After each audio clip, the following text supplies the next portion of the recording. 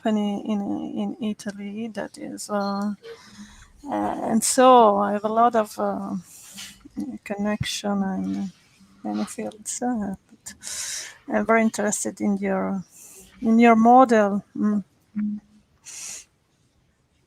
Now we are more working in affordability. I think you can, Julia. During the presentation, Paolo, I think can take off the mask during the presentation if you are distant, because I'm not understanding. Yes. I'm sorry. No, my English is not the best, and No, don't worry at all. it's not easy. But no, don't worry. I think we can understand each other. I try to my English is not good too. So my English is not good. Okay, so we are three of us without good performance. Okay, don't worry. But the important is to share your research. And I'm very curious, and I think I have a good connection for you after. But after the presentation, we can talk about. Paul is from where Paul so, is? I think you can start your presentation because now it's 9 o'clock. So we can start. Good morning to everyone. Formally, I'm Paola Zamperlin. Now today I'm the chair of this session in the room D. I only want to thank all the organizers for this fantastic program and for their precious work, and I want to thank Giulia Desaugustu for her technical assistance. And now we have only one presentation, the last one the last one of the program at this moment. So I'm going to introduce Paolo Bautista and João Lourenço Marques. And the title of their research is Housing, Automated Price Valuation and Spatial Data. So, Paolo, the floor is yours, but I see only me. May I can take? Okay. Yeah. Perfect. I see. Okay. And I suggest to enlarge the screen in a full presentation mode. Okay, perfect. Okay. Good morning to everyone. I will present this work. It's a work that we have developed 1 year, 2 years ago for a Portuguese real estate evaluation company, the Prime Yield, and we developed this kind of decision tool to help the appraisal process of this company. Yesterday, João presented the concept, the design of this tool, and today I will try to detail how the black box and the spatial dimension are modeled in this tool. Some notes about the Prime Yield. This Prime Yield AVM tool. This is designed to assist the human-centered evaluation process. In Portugal, in general, the real estate evaluation only in few cases are completely automatically. In general, for example, for credit purposes or for other purposes, for legal or tax purposes, they use a human process, a human-centered evaluation process. Then we will try to get the past evaluations of the company and try to provide to each evaluator rational and structural information of their past evaluations of their judgments and the criteria they use in the past and share between appraisers. How I can do this? We apply some econometrics modeling techniques, some standard hedonic approaches to provide this kind of information to the evaluators. And another important note is that the spatial boundaries or the submarket or the market, which is the target of this tool, is defined by the evaluators. They choose what is the extent of the sample that we use. Here we present a specific case study for this. Is a typical suburban of Lisbon metropolitan area. It's known as Linha de Sintra. Is the train path between the Lisbon city center and the city of Sintra, and is very well known in Portugal. And we use this as a case study. What is our one important advance or contribution of this research is how to use or to connect spatial information to the data sample that the company have.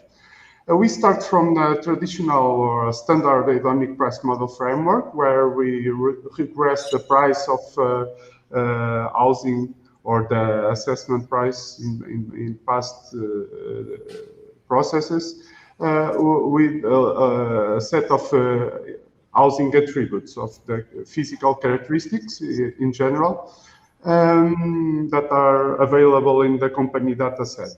And then we collect a lot of different spatial information and try to put them in this model to better provide for the evaluators a better understanding of the concept of space that they are using in their processes, and try to evaluate the different values of different spatial characteristics.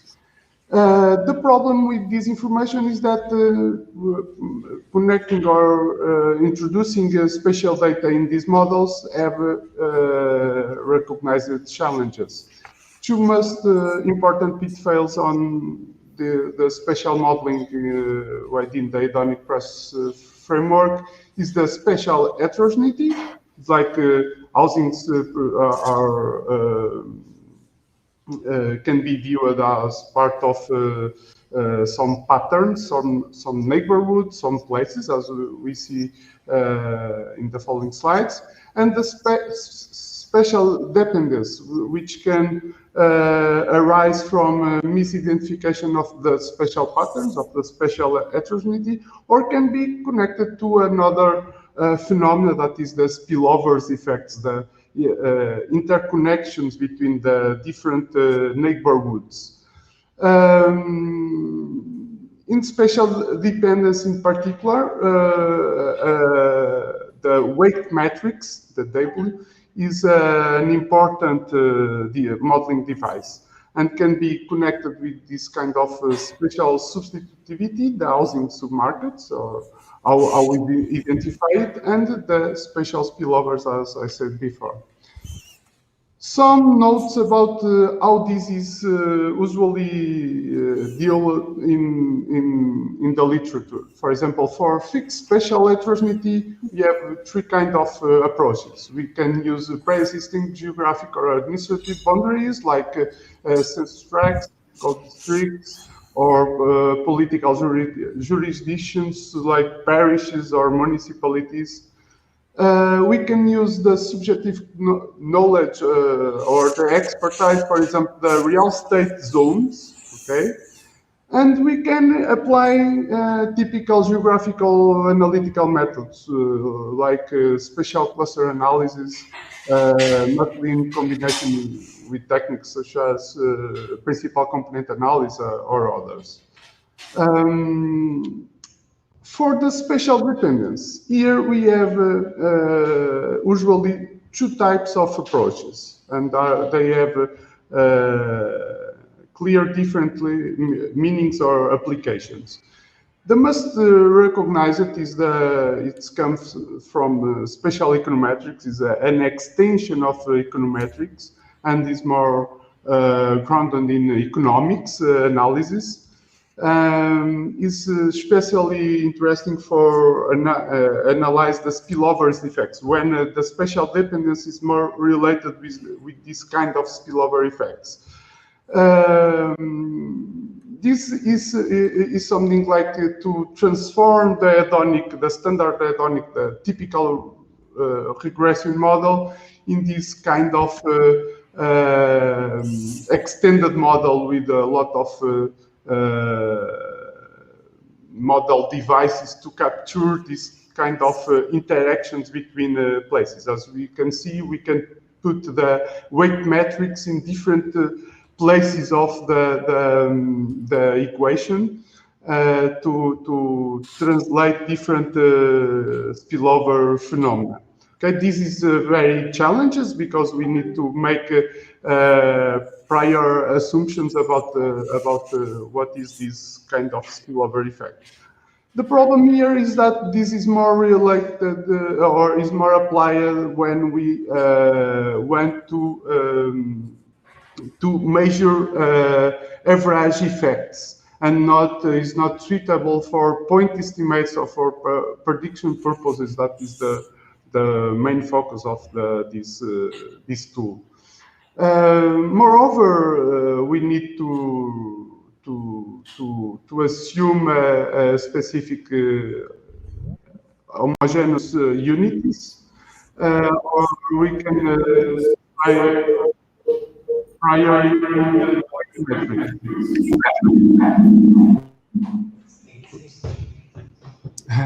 I think it was usual. Okay. Don't worry. Okay.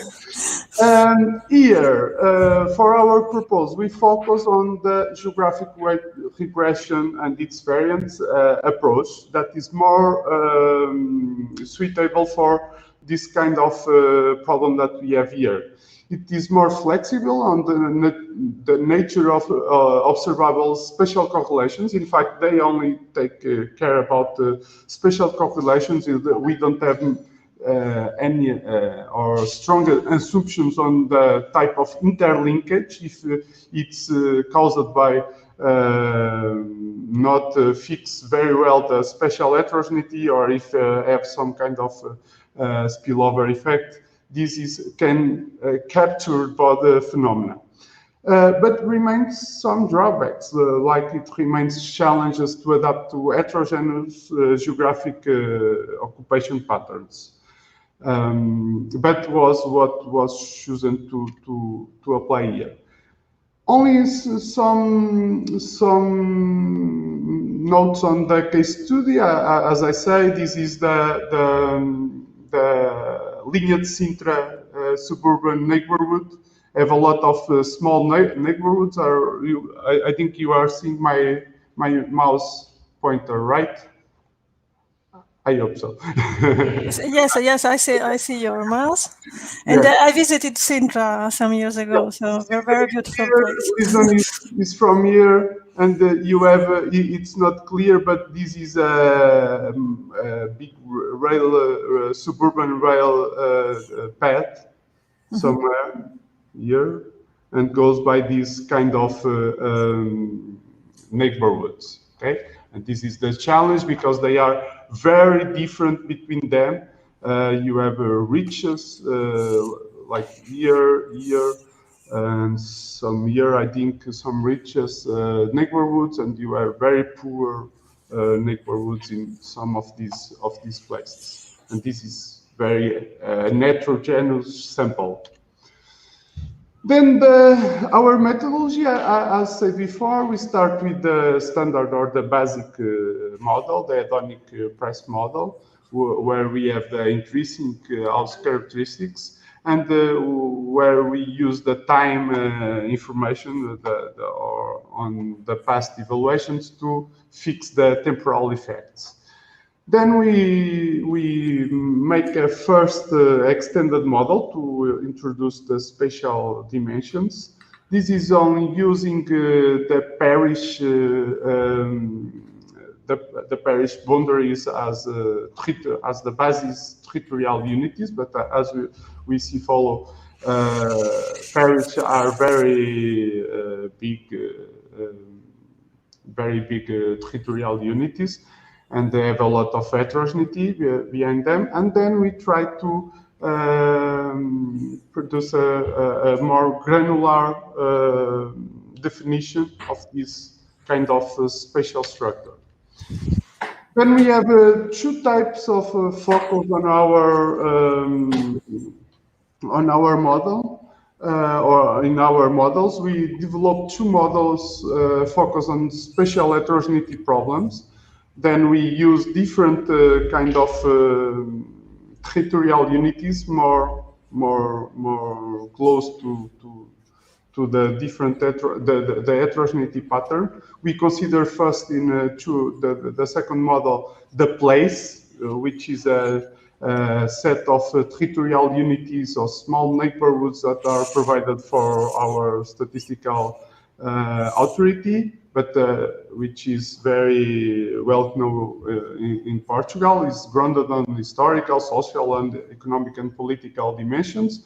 Then we have a third model that where the spatial features are modeled through the characteristics that we can get from census, for example, the socioeconomic data, population, type of population, and the civility. And we use another source that is the civility to a different set of amenities. Then in the spatial dependence specifications, we use the geographic regression that inserts this flexible way to incorporate spatial correlations related with the spatial spillovers of the spatial heterogeneity. And finally, we explore this framework, the geographic regression, with the explicitly spatial data that we get from the like in the model tree. Some notes on these different territorial unities that of each model that I said before. The first one is the parishes. Okay, we have these big territorial unities. Here in yellow, we have the small places, the places that I say that are from statistical authority, but are very well known definitions. If you know it, it is most of them are related with these names. Some of them, okay. For example, Belas is this one, Queluz is this one.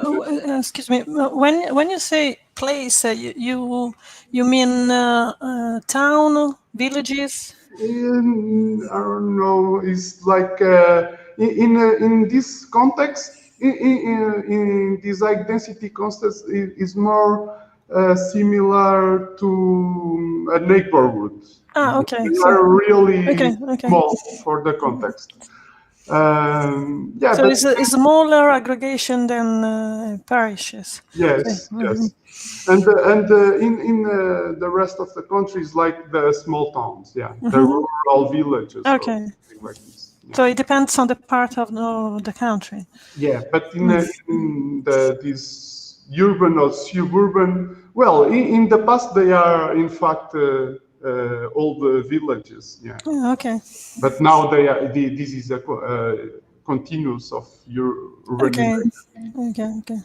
Then we have the census tracts. Okay, here they are very small,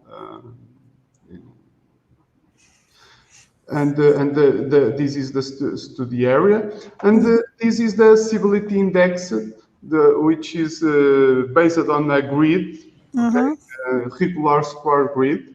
We have the points of interest which comes from Sept Mapas, is a typical, is similar to the data from OpenStreetMaps. Okay. And we calculate this index of civilities for each one of the point. Yeah, not each point, but for the category, the category of the point.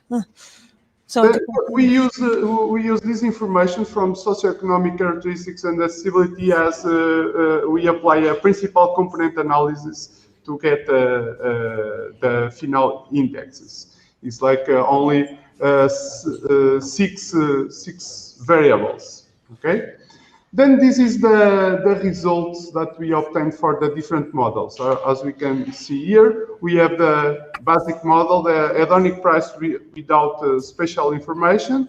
We have a great explanation power, but as we can see, this statistical measure is more related with the number of variables that we have, and considered the best measure to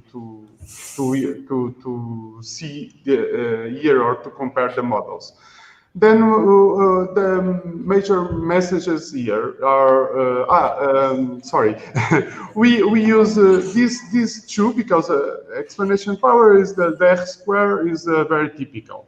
But we focus on the IAC information criteria, which is more informative as a statistical measures. But we use these two ones that are typically used by real estate standards. Okay, that is some kind of dispersion coefficient. Okay. The first one is the coefficient of dispersion, and they have some table values between 5 and 50 are considered uniform evaluation.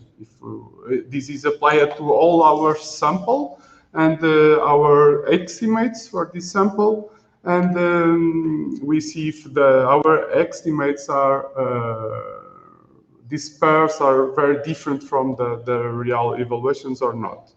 The last one, the price related differential, is more related to different evaluations in each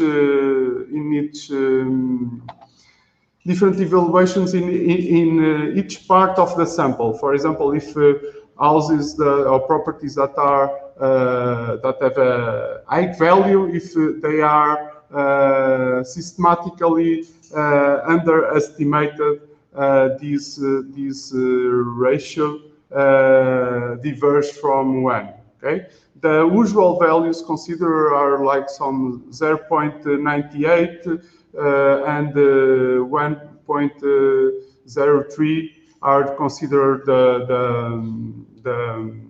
good values for this. As we can see, we have in all our estimations a little deviation of these values, these acceptable values, which suggests some kind of regressivity, which means that the distribution of estimations of the estimates are lower than the predicted prices from our model. This is related with the heterogeneous geographic context that we are talking about, and it's good to see how if you consider this extent of spatial data, we can try to fix this and to be more close to our target, that our interval for a good prediction. More information on these results are this kind of idea of well, we start from a big challenge because we have a lot of explanation, but as we can see, in detail. When we add this spatial information, we obtain a better and informative process because we know better the role of different spatial data on these evaluations.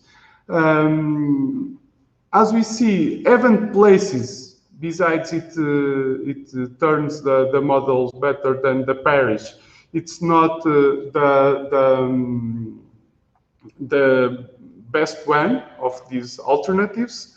As I say, places are, besides they are better than parish, they are bigger for this reality.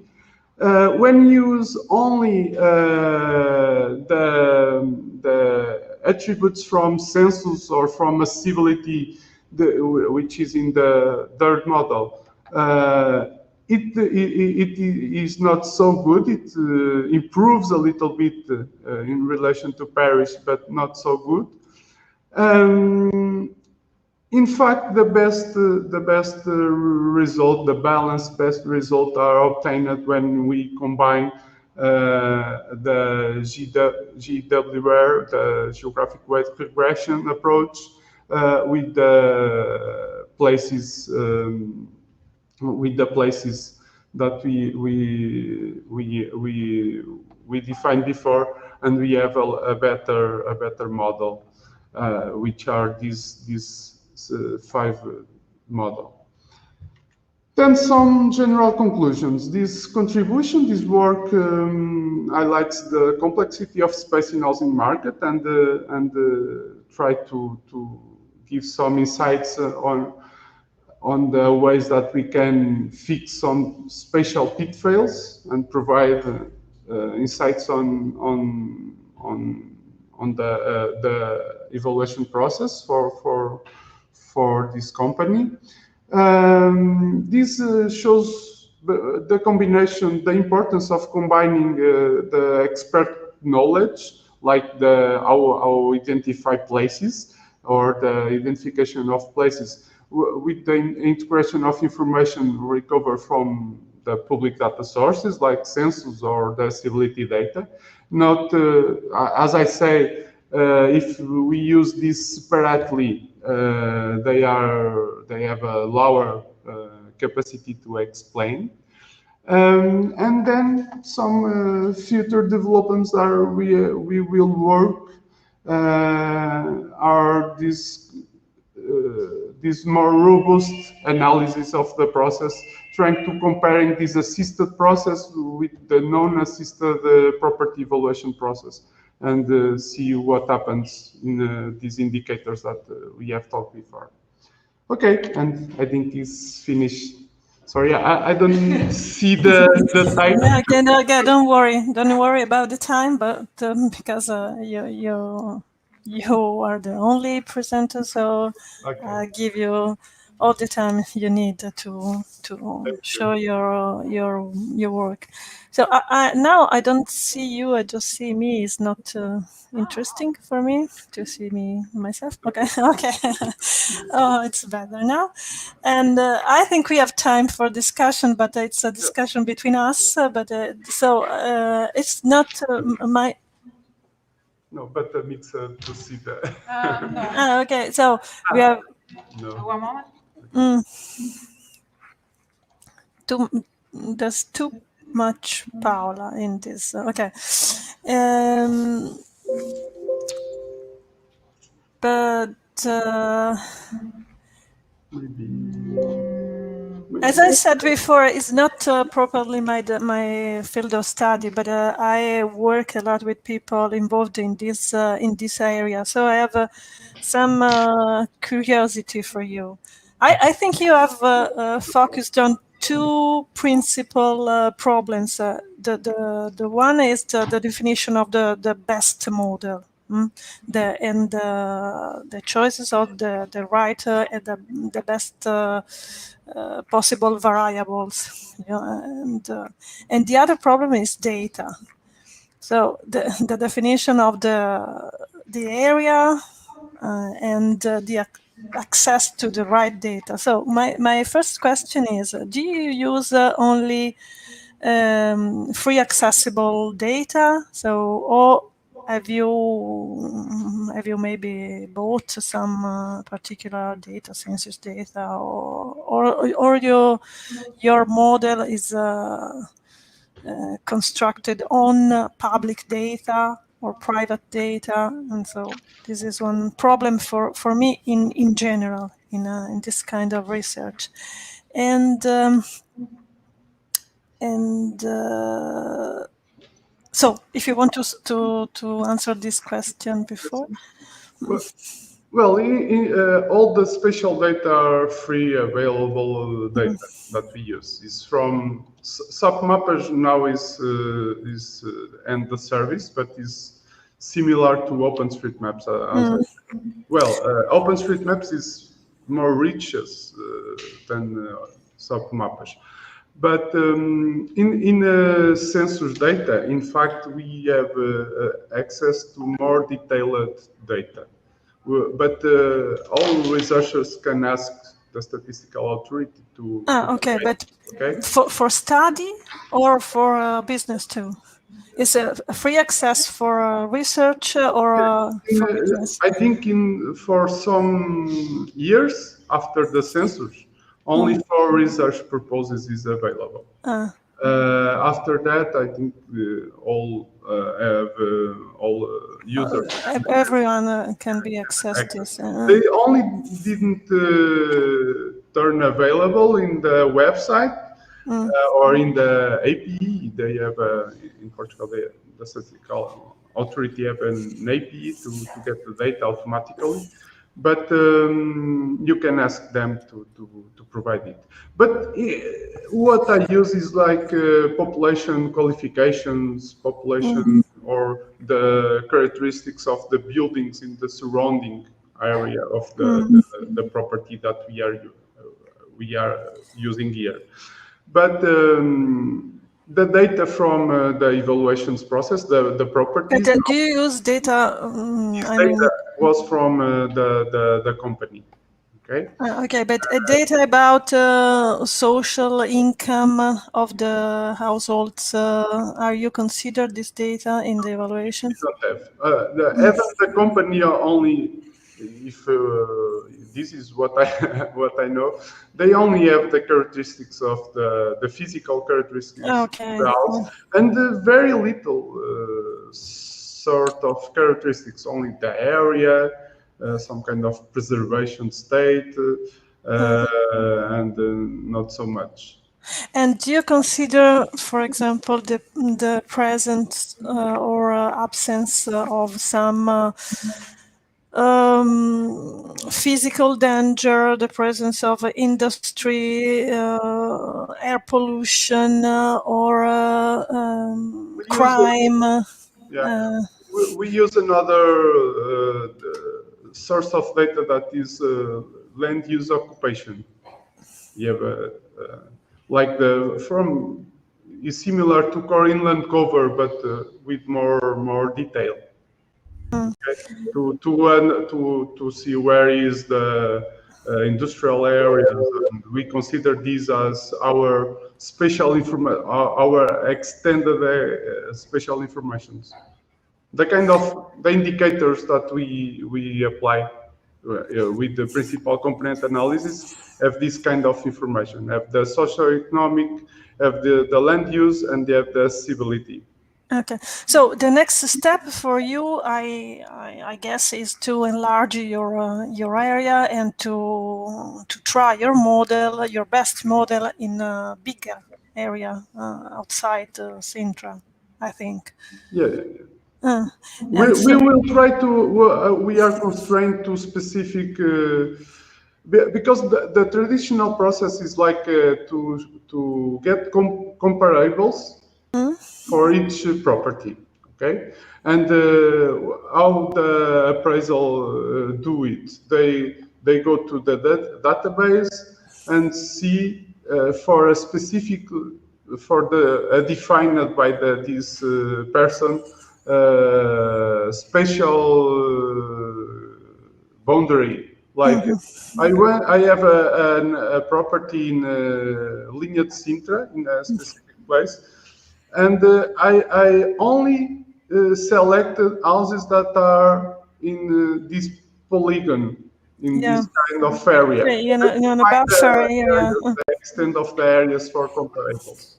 And what the next challenge is to apply this for different areas defined by these persons. Okay, try to understand if this works well. I think graphic rate regression works really well in this setting, because it's not that strong assumptions on the notion of space. Okay. Maybe is another presentation. No, in fact, I see two other people, but I don't know if they are presenter or just audience. So I have excuse me, I'm sorry I'm late. I have a presentation to do. It was okay. So I thank you, Paolo, for your presentation, and now we have to give the floor to, I don't know your name, please present yourself. my name is Felipe Feitosa. I represent the work Spatial Justice Models and Exploratory Analysis on Fair Distribution of Opportunities. Okay, you're for Universidade de Aveiro, so exactly. So bon dia to bon dia. Bon dia. You have 15 minutes for your presentation, and just there's other speaker shown up in this. No, so you're the second and the last one. So you have 15 minutes. Okay, you're the floor. The floor is yours. I will share my screen. Okay. Yeah. I think it's here.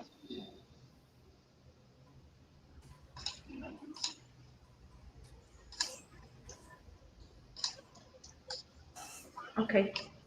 Just confirm if presentation is here.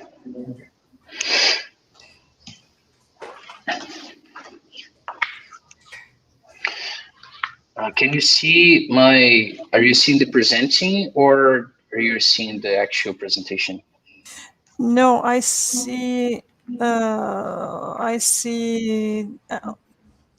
now click on the okay, maybe now. No, I don't see anything. It's better to share like this.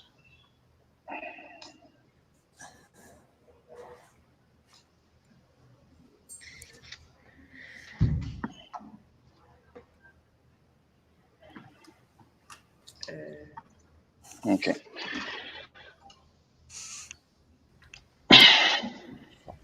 Okay, now I believe it's right. Okay. Oh, okay. Then I see the first one and the second one, but don't worry, that's no problem. Okay. So we are talking about spatial justice models, as I explained before, and exploratory analysis on fair distribution of opportunities, a work made by me, Jan Wolf, and João Marx, my advisor. We are from Universidade de Aveiro, and you are free to contact me as much as you want. So brief introduction, we as society, we are organizing ourselves on cities, right? We make cities the center of human society, and everything, most public policies are guided towards cities and organizations of societies inside cities. But this also brings some intrinsic inequality because of the economic model production, and of course, when you are in such a complex environment as cities, with some cities, for example, I'm Brazilian, and in São Paulo we have 20 million people inside one city. This will bring a whole systematic inequality regarding resource distribution. So we There are several authors in the literature that believe in the role of the state in providing a certain level of equality in terms of public policies, urban planning, and one of them is the equality on access to services, to public services. So an interesting fact about that is that when we see the territory by access to services, we can see that territorial inequalities may lead to poor accessibility to services of general interest. We can see low economic potential, precarious living conditions regarding to housing and habitations, and all these things together may lay the foundation to demographic decline by increasing unemployment and social exclusion. So all of these things, like because of the territorial inequalities, may lead to a systemic problem in terms of access and in terms of personal individual development. So we take here on this paper, we take two main visions in order to try to understand better ways to distribute services along the territory.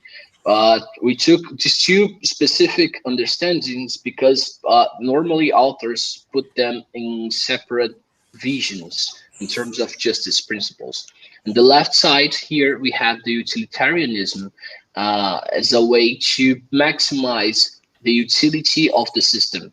So what this means, like if we take social groups in the content, and I divided here 3 social groups just in terms of clarification. We have the green, the yellow ones, and the red ones. The red ones will be the least well off, the yellow ones, the regular socioeconomic group, and the green ones will be the most well off.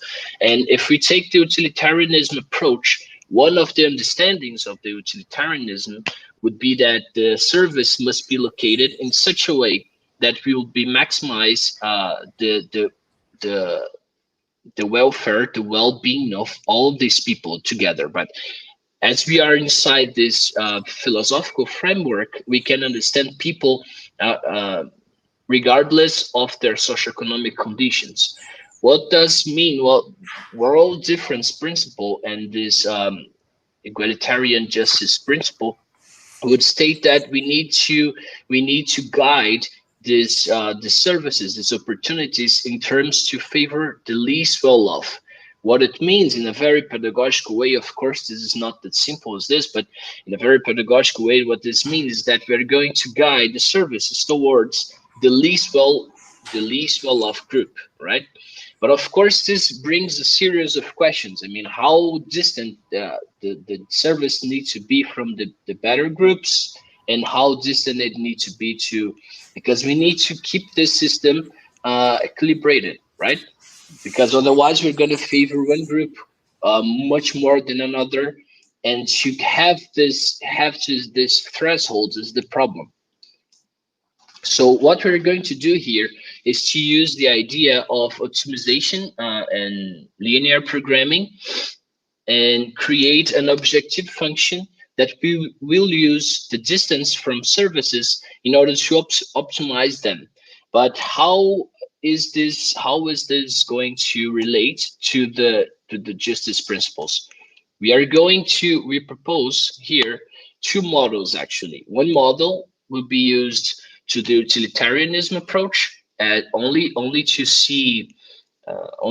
optimize the distance, and the other model we are going to change the distance based on an impedance function, multiplying to a cost factor, and every social group here on the third line will receive a different beta using a negative exponential impedance function to multiply to the distance. What it means is that we are going to create benefits per se. It's not a benefit per se, but it's we are going to weight the distance based on the socioeconomic group, and to see where the distance, what will be this configuration of perfect services, right? And then compare this to the real scenario, how things are in, how the real scenario is far away from one of those 2 justice perspectives. So the results after doing that and creating this two scenarios, these two utopic scenarios, we can see that we have here in the first line, have the real scenario. The second line would be the facility location model using the real distance. That is our proposition for the utilitarian approach. And the third line, we can see the facility location using weighted distances. And this made it to all the three groups. Okay. So looking at this, like right away, we can see that using weighted distances to calculate accessibility metrics, we can see that right away we have a decrease of the maximum distance to the services. I think I have a problem. Okay, let's go back.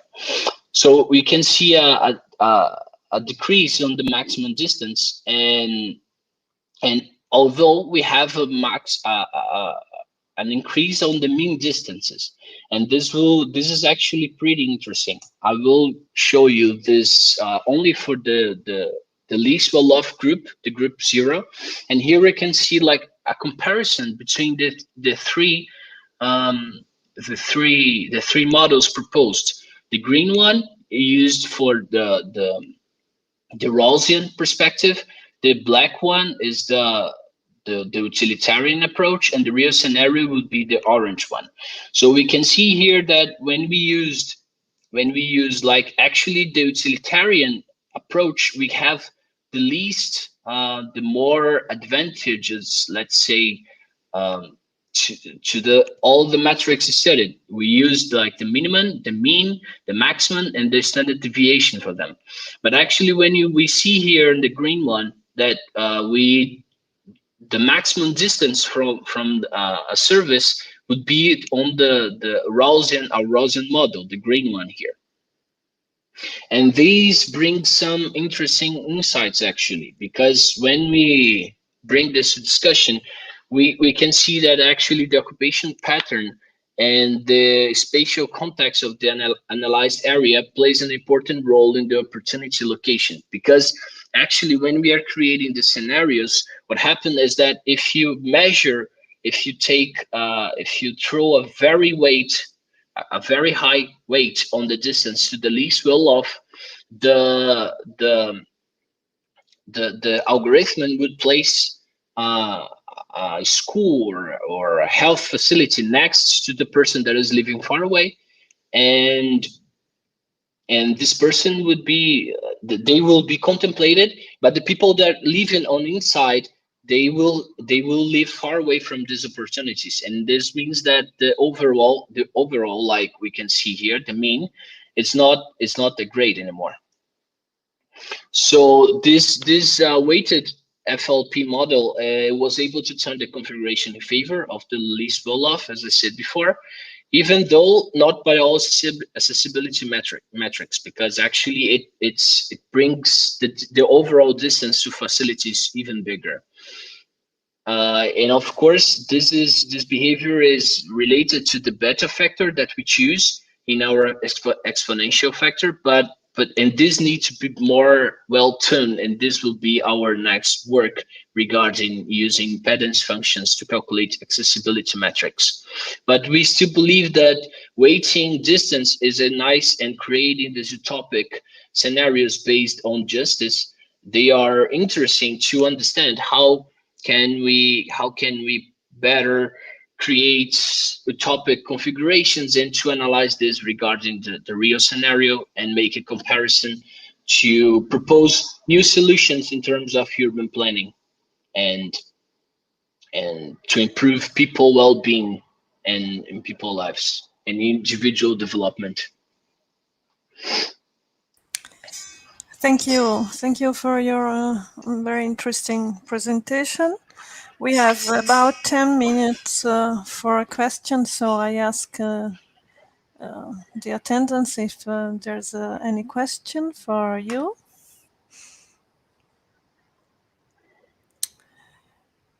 And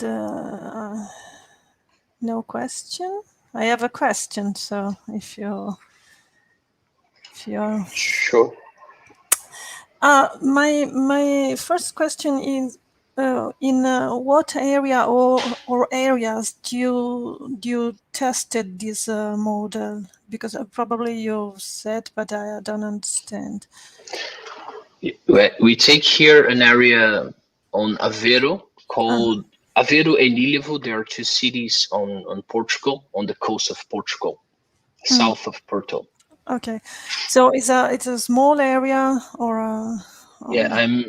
Yeah, you are actually right. I am supposed to bring a map to describe this, but you're right. It's just to yeah. understand the extension of the area.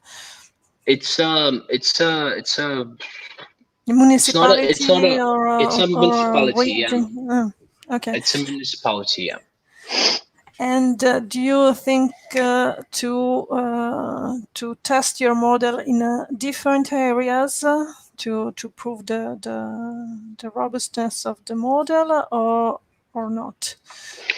We are working exactly on this right now because this was like our first proposition, and we are actually working on testing this on the entire Portugal, the entire country of Portugal. Okay. To see, yeah, I actually am doing this right now. And the second question is, when do you see this? Do you consider distance?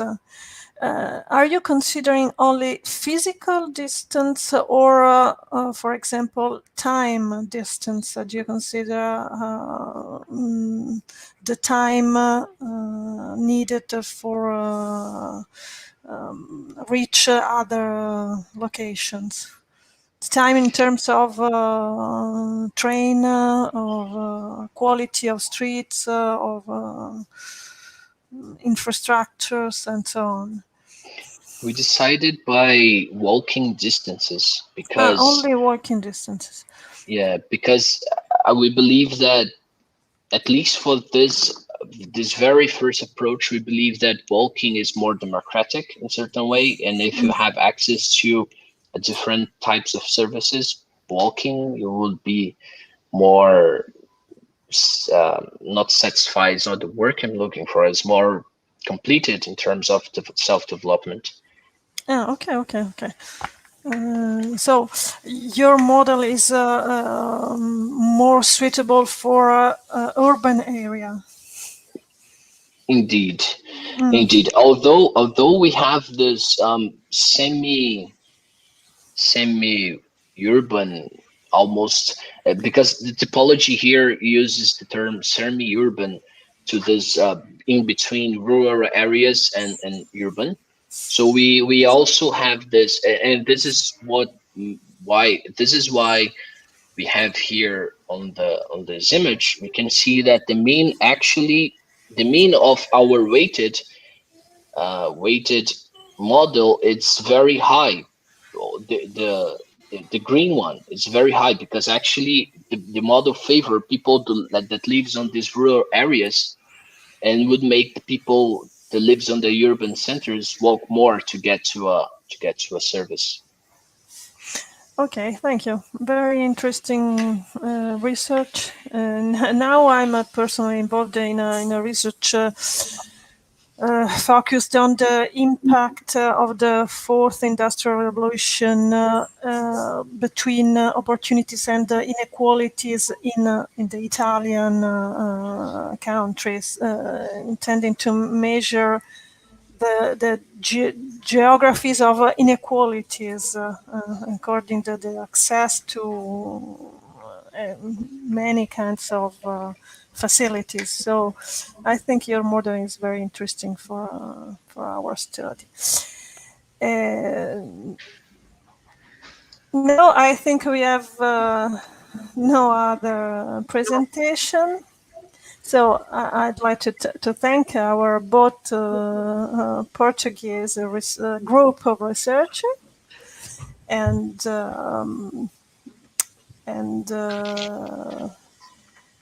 I think we can close this session.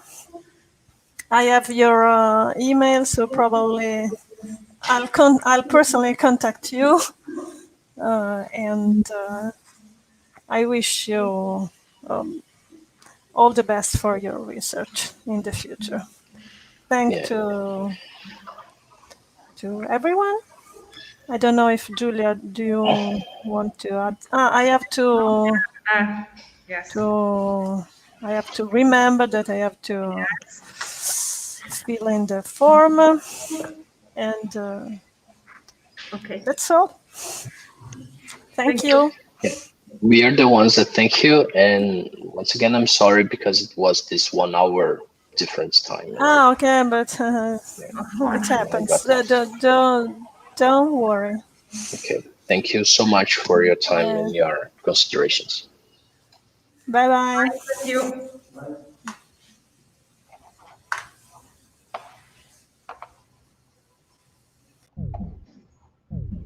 You all lost the translation, but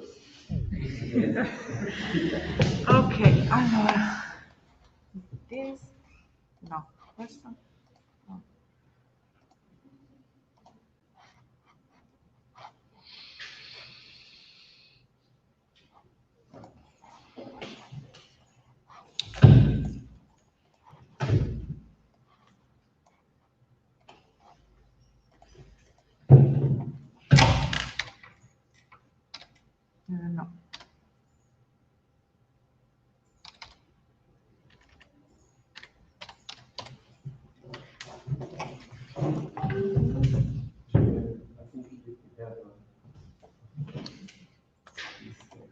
No. No, no, no.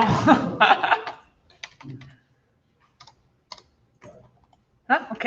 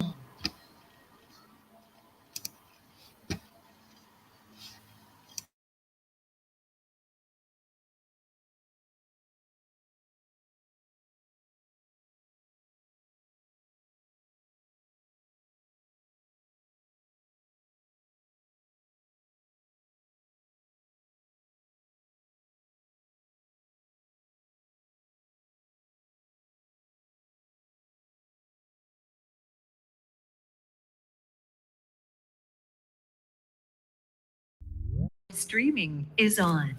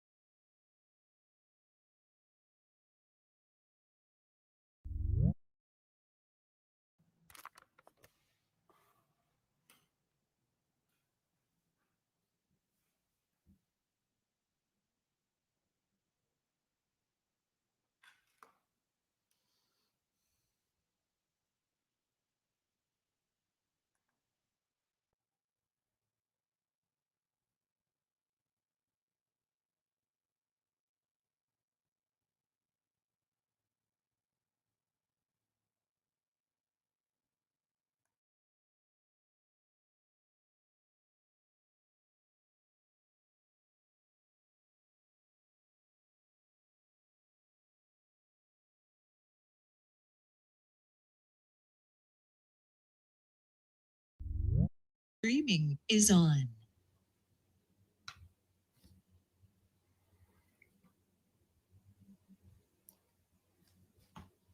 Hello, everyone.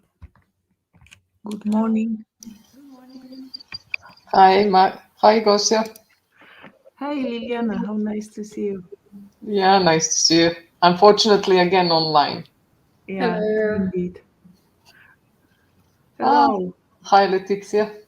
Hello, Leticia. Nice to see you. So we have got two presenters. I think that we have got more presenters. Only please kindly let me know, since whom I know, but others, please kindly.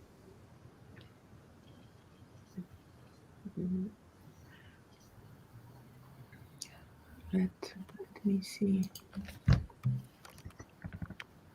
It should start at 1:15, shouldn't it? Yeah. We are not yet late, I think. Yeah. Just right.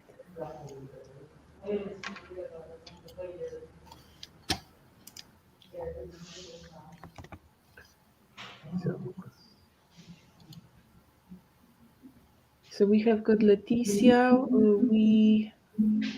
Do we have Maria Rosaria Stufano Melone? Yeah. Okay. Nice to meet you. If you might please kindly introduce your names, so we can see who's who. Okay. How to do that? How to do that? Myself, I did that in the chat. Actually, I tried to write something in the chat, and it let me introduce the name. Okay. Yes. Thank you. I hope it still works.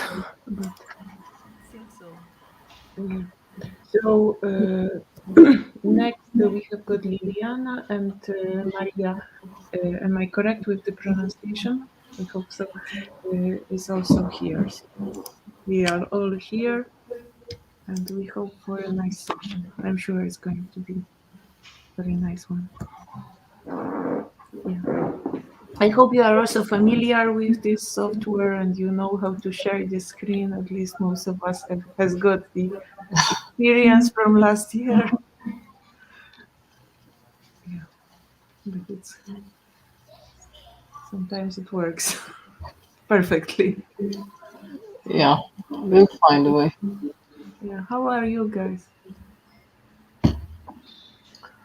Oh, I was thinking to go to Cagliari, but after all, I got afraid that there is going to be the fourth wave, and it's complicated these days, it's a little bit tiring of all of this, and it's not, even going for vacation or somewhere, it's not the same. So I really decided, to 1 more year to stay, in Belgrade, and then let's see next year. I really hope that the situation is going to calm down, Yeah. and Unless besides, they move to Australia or I don't know where. It's going to yeah, be more. yeah, if this continue, then it's going to.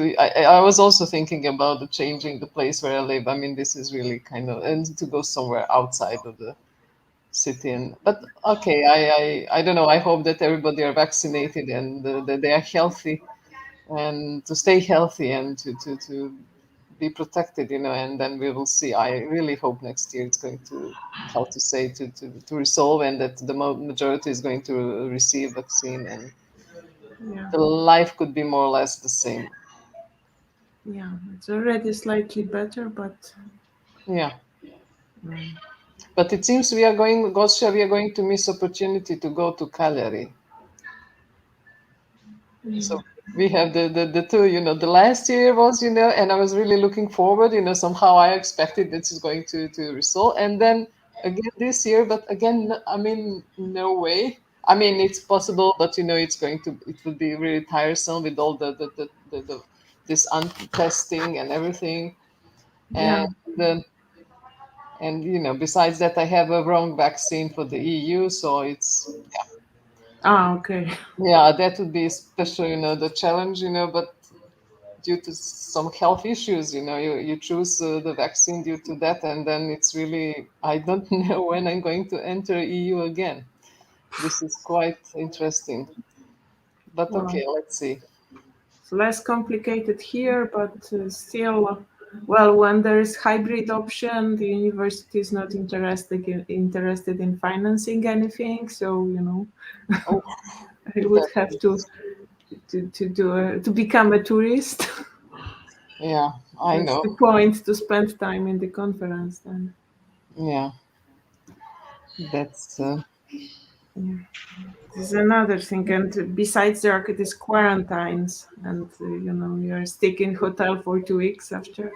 yeah. I mean, if I have to be, I apologize. Now we are discussing. I mean, the girls could also participate. Yeah.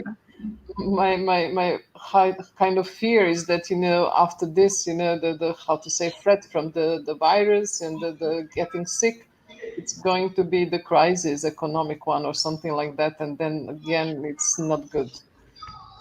It's not, it's not good. It's not good. It's on the let's say long term, it's going to be a challenge. I don't know. It's Let's see. already. Yeah. Yeah. No, it's a pity. I hoped for Italian coffee. No, I was looking at this plan, where and what, in Cagliari, and I was thinking I can't do with that anything. It's I already saw myself on the beach, and Yeah, everything, especially that they are showing this sea here in this. It's and like, then nothing, nothing. This is kind of, I don't know the next year where it's going to be, but I hope the next year is going to be different, really, and to be possible to go and just to meet the people directly. Yeah. yes, definitely. Not sure whether all the Italians are in Cagliari. I think not really. Letizia, where are you? No, I am in Bolzano, in Bozen, where Uh-huh. now I work, but I suppose that a few colleagues, the more involved in the organization, or people from the University of Cagliari and the University of Sassari, that is the other university in the north of the island, could Yeah. move more freely, because anyway, you have to take a plane to go there. So Yeah. it's not that, Convenient. yeah. Yeah, I was checking the connections actually. I was looking at the possibility to use the ship, but Yes, Wow. there are a lot of cheap flights to go there because it's almost, so to say, summer season. So there is still some touristic connection to guarantee the movement. And nevertheless, for instance, you don't need the green pass to go on the plane. So it seems to me that is a bit, let me say, risky. Or although I would like to be in presence, want to face some risk. Yeah. You know, people here in Italy, I don't know if it's more an issue of propaganda or more or a real, an actual situation, but we have a lot of no-vaxxers, people who want to get vaccinated. And I mean, I don't know if it is the solution, but at least is the safest possibility that we have now. And moving with planes, you are not guaranteed in Yeah. flight together. Might not be safe, simply. Yeah. Yeah, it's another story. Plus this quarantine, it's really like you never know what's going to happen next month. You don't really need to quarantine afterwards, but nevertheless, it seems, at least to me personally, that is too risky to for a couple of days. And I really fun to be in presence when doing conferences and whatever, but it's really not worth the risk. Yeah. My personal Yeah, of course. opinion, but although Cagliari is a beautiful and an amazing city, is a beautiful place to be, and it's still sunny. You can enjoy the nature, the countryside, the city, the colleagues. I'm going to But you know, well, Oh, you need to become a government, then you can travel freely. And you have got better conditions. But yeah. Okay. We are going to start in 3 minutes. Let's wait. Perhaps we are going to have some audience as well. Some more audience, of course. Yesterday, I attended a session in which my PhD student presented, and there was quite a crowd. I mean, around 20 people. This is a crowd for kind of event. Yeah. Hi, I'm Giulia. Hello. I'm an assistant. Nice to meet you. hello. At least you are in Cagliari, I imagine. Yeah. We can start with the session. Can we? It's 2 minutes to Yeah, okay. a quarter. Well, we can. So Leticia will have some time to share the screen and do it calmly. Hello. Nice to see you. Good morning, everybody. Good morning. good morning. Yeah, so it's my great pleasure to welcome all of you to this first session of Cities Technology and Planning. We are going to have 4 presentations in this session. All are wonderful, I guarantee.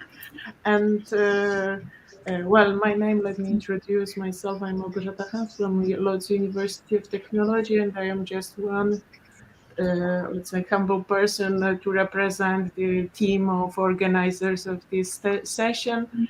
It was actually a pleasure to collaborate even remotely in preparing that. Well, so Leticia, please feel welcome to share the screen. The field is yours. Yeah, you are perfect in that. Okay. Thank you. Hope you can see my screen. Seems okay. Okay. So, hello everybody, and thank you for having me here today to share my research I did with my under my previous affiliation at the Department of Psychology of the University of Milano Bicocca. Now I work Faculty of Design and Art at the Posen Free University of Posen di Bolzano. And the project I'm introducing you today is Milano Attraverso, telling the story of a social inclusion of Milan through digitized archives linked to historical cartography. And Milano is known for being the European capital of Italy, a dynamic and contemporary metropolis looked at like an attractive place for innovations, talents, rich of opportunities, and leading in different sectors, among those finance, design, and fashion. And in the last 2 decades, many important areas have been progressively changing thanks to the urban planning and economic dynamics. And for instance, Zona Garibaldi Isola that we see here in the picture from the Varesina perspective with new skyscrapers district has become one of the most hipsters and innovative places.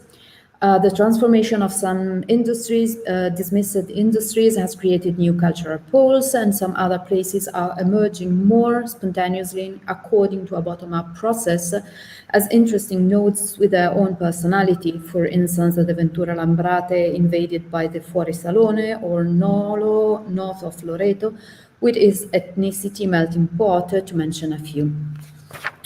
On the other hand, the massive and progressive evolution has had a huge impact on the social structure. The urban transformation has pushed many citizens and small businesses away from their original location due to renovations or the unaffordable increase in rental prices and properties costs. Furthermore, as almost every place attractive for city users and mass tourism, Milano is suffering from gentrification. And on the other hand, the working and studying opportunities offered continue to attract population.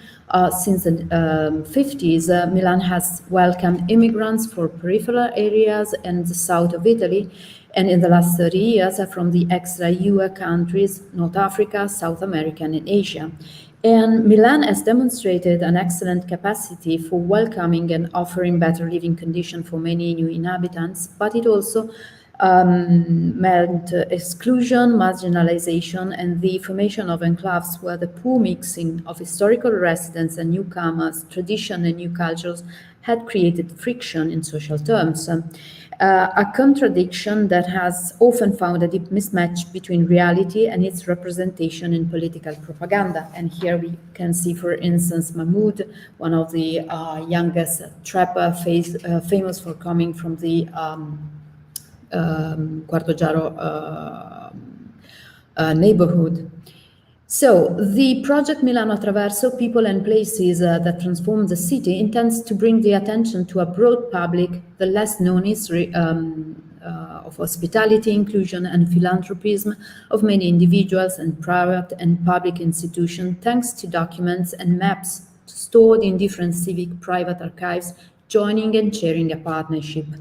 The project, which is part of a broader context of urban narrative, aims to bring together the real city with its representation, toxic or triumphalistic, in order to create awareness of the complexity and richness of the debate on its territory and its social vocation, not only in urban and economic terms. The project also indirectly addresses the issue of the gap between the real and the perceived, which is in the period 2018-2019, in which the portal was conceived, developed, and published online, has been exploited in Italian politics to steer and manipulate public opinion. Milano Attraverso, by approaching the topic from an historical point of view and perspective, inserts that psychological temporal detachment that allows for a more objective and documented focus on the topic, and at the same time uses social tools of participation to bring citizens closer to a different storytelling of the phenomena. Based on a solid network of archives already operating in the territory, on the availability of widespread editorial groups, and on archival heritage already partially digitized and curated, the project creates common ground through an interdisciplinary approach.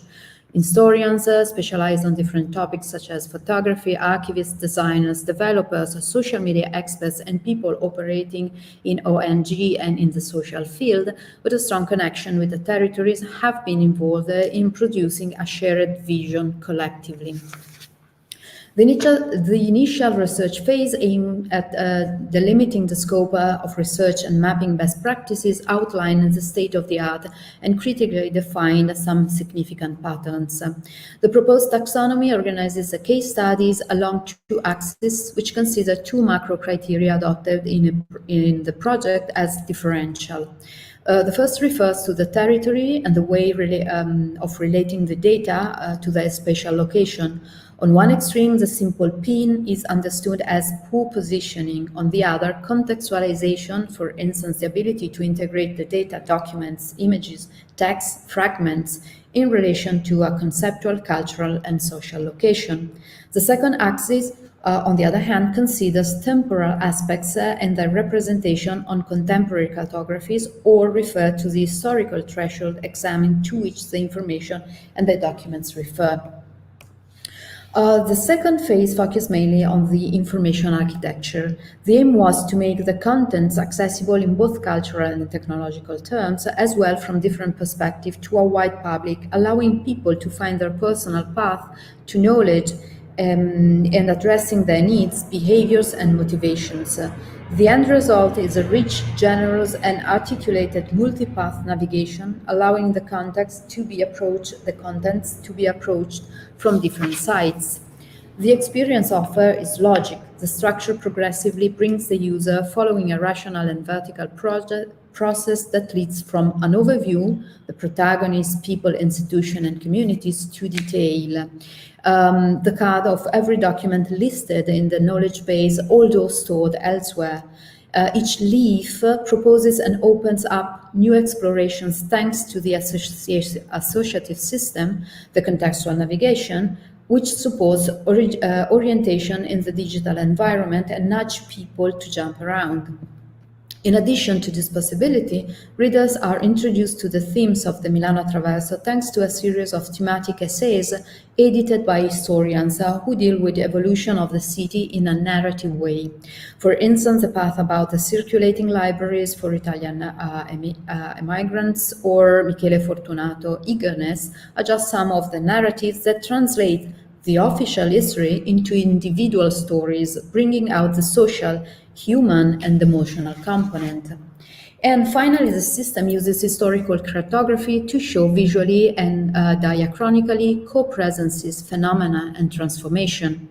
The selected maps cover the time span from 1856 to the present day, Google Maps in this case, in 8 historical thresholds. Each map presents, among the possibility and available ones, a significant moment in the transformation of the city and its social corpus. The possibility of superimposing them and displaying them transparently one on top of the other makes the morphological changes in the urban texture visible and comparable. Besides, the maps also become an opportunity to query the knowledge base by correlating documents and cards to the space in which they are historically constituted. The filters, categories of institutions, type of documents, tags referring to urban areas and clusters, and historical cartographic thresholds help users, including experts, to relate the contents to the space that temporarily generated them. Among the possible methods in which, in the field of human-centered design, 3 different approaches of qualitative user research was chosen, taking into account the needs of the stakeholders as well as those of the end users. This was done in a participatory manner. A first exploratory phase involved historians, archivists, editors, curators in an expert walkthrough, the evaluation of existing case studies identified in the initial phase. And in the design phase, it was decided to co-design part of the solutions, especially the visualization of documents on historical maps, together with the stakeholders, facilitating collaboration through paper prototyping. A low-tech approach, where technology is often perceived as a barrier, brought out the implicit skills and knowledge of the experts, historians, curators, and archivists mainly, and transferred them into the interaction and interface in a first prototype, which was then tested with users. 4 tasks have been proposed and verified. The first, access the historical evolution of an institution, find the extended card about a person relating him or her to the institution, contextualize and link both the information of institution or document typologies, time and space thanks to historical cartography, cluster group of institution or documents typologies according to common criteria in specific time span to be compared with the current urban morphology.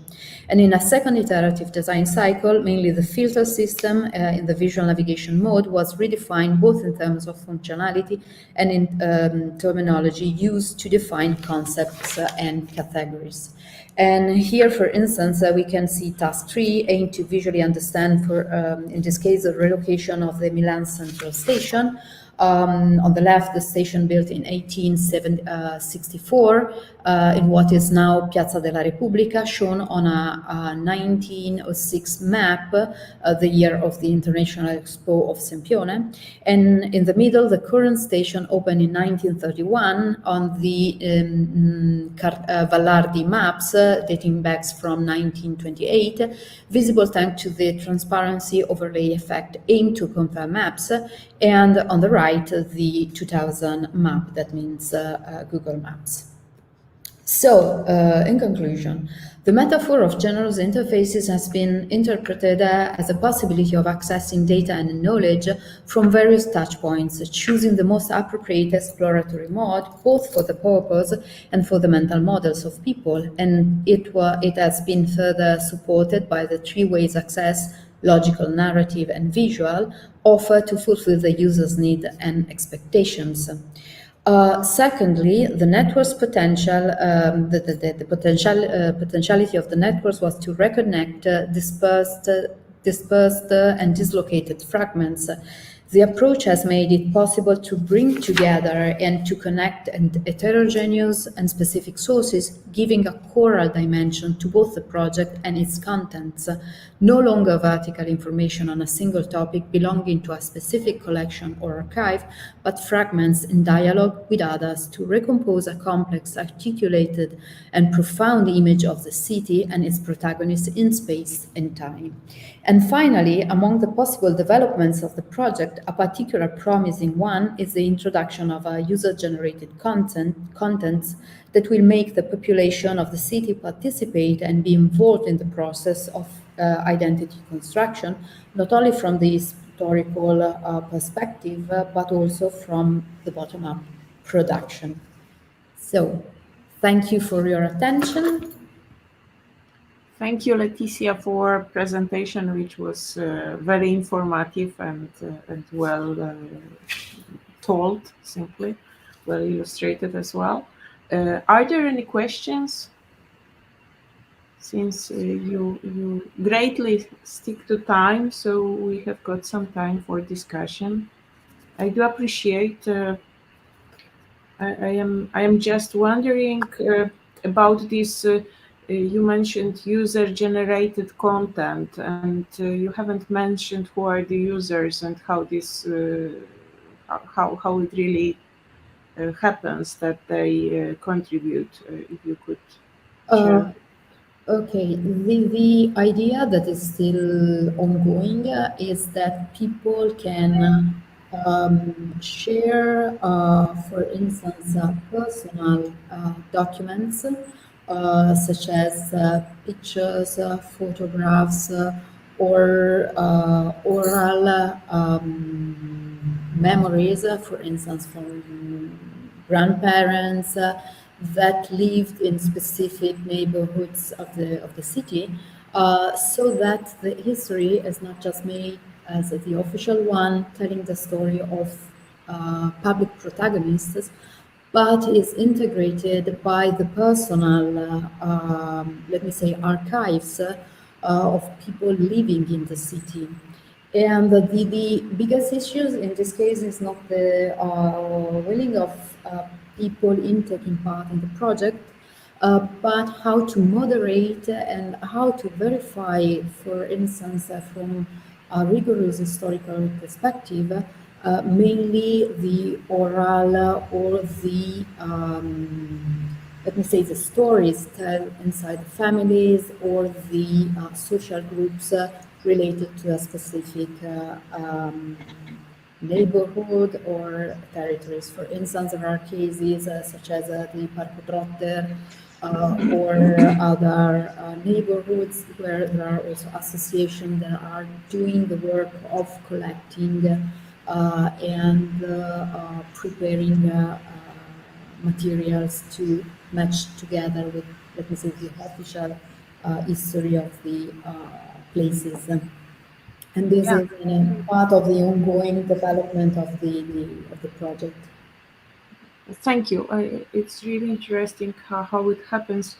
I see that one of the our guests, fellow Easter, it's written. Please kindly share your name in settings. Then I won't call you this way. If this person still wants to share something, please kindly turn on your camera or just simply share the observation or question. Can I ask a question also? Yes. Could you please introduce yourself so we at least... Yeah, I'm Anastasia Sotilia from Greece, okay. from the National Technical University. So my question, thank you, Leticia. It was a very nice presentation, an excellent theme, and very interesting for our contemporary cities.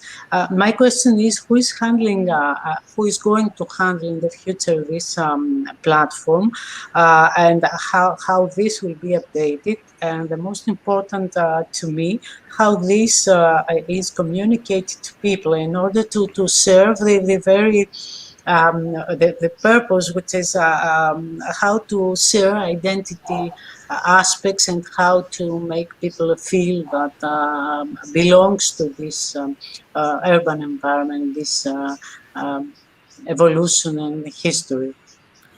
Okay, thank you for the question.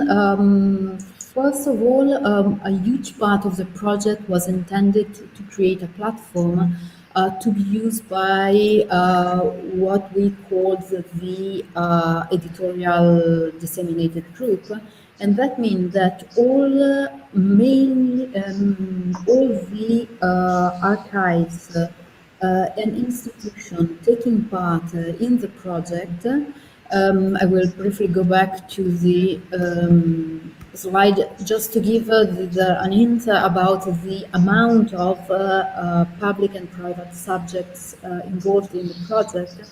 The aim was to create a really easy to use, friendly to use backend so that they are able to feed the knowledge base with their own contents. That means mainly the documents coming from the single archives and share them in the collective platform. So this is why, for instance, we worked a lot in co-designing the publication system and the publication tools because we want to have fully on board and we wanted that the technological issues were not a barrier for archivists, curators, and historians.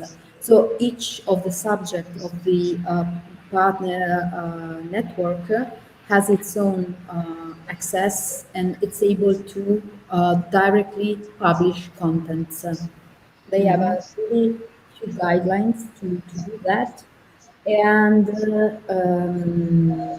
they are feeding constantly the database, the knowledge base. And then we have, so to say, the head of the network is the Golgi Redaelli, who was financed by the Caribou Foundation, who has, let me say, a general curator of the project that is in a way coordinating all the activities. And then to widespread among people and citizens and to get also citizens on board on the project collaborates with a lot of local institutions and associations where we have, so to say, facilitators, social facilitators, so to say, that are actively involving the population, doing, for instance, workshops, activities, meetings, and producing, so to say, real-time contents for the knowledge base too. And there is one of the association involved is really active in the field of social media and so to say social dissemination, and they are the coordinator of more of the activity, for instance, on social networks. And if you want to see, I know that the portal is just in Italian because, of course, at the moment the main targets of the project are Italian or people living in Milan. But nevertheless, you can see in the project session all the actors and how all the activity have been coordinated and are brought out to make the project a living I mean, presence in the city. Thank you very much. Thank you very much, Leticia, also for this comprehensive explanation. I think that we will switch to the next presenter since time is urging. So I will kindly ask Maria Rosaria Stufano Melona. I hope I haven't misspelled the name. You're welcome. It is the same. Hello, Beniamino. Hi. Nice to see you. Nice to see you too. I'm going to share my presentation. Who we have got here? Hi, everybody. A lot of friends this morning. Yes. Hi, Benjamin. I'm going to share my presentation.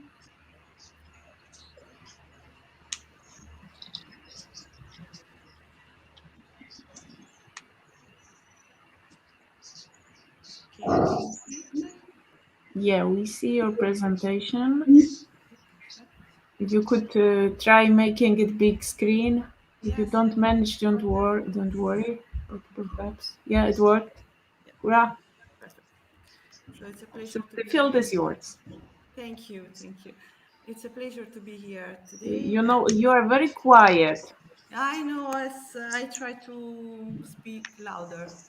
So I was saying it's a pleasure to be here to present this work. It is an explorative work. Anyway, it's something that comes from some other reflections about the layering city we worked about, and then here there is a specification about an attention to the social technical systems and multi-agent systems linked with ontologies, and this could help to give a best reflection about the space that is the center of this reflection today. Well, space experience is naturally central in human understanding and acting, and human spatial cognition provides, therefore, a powerful approach to this. And this study explores the kind of knowledge that is centered on space in social technical systems and questions whether and how its variety can be managed and formalized. So we say that social technical systems are this kind of characterizations in characterization in literature. Systems, socio-technical systems involve a complex interaction between humans, machines, and the environmental aspects of the work system, and have 5 key characteristics: have interdependent parts, adapt and pursue goals in external environments, have an internal environment comprising separate but interdependent technical and social subsystems, and their goals can be achieved by more than one means, and their performance relies on the joint optimization of the technical and social subsystems. So we say that we saw that with the development of multi-agent system and formal languages for interaction, the logical modeling of social technical systems has improved a lot. So these rich approaches are still under development and require a change of perspective, and thus the introduction of new feature, the potentialities today are only partially understood. So we intend to investigate a fundamental topic, the notion of space linked to spatial technical, to social technical system. So physical space, as we said in the beginning, is naturally at the core of human understanding of reality and at the core of human acting. So it is necessary to focus our attention in this when we are dealing with all data and all building of social technical systems that could be useful to a new, different approach to the planning process design. So we look at the ontologies as a support for the knowledge.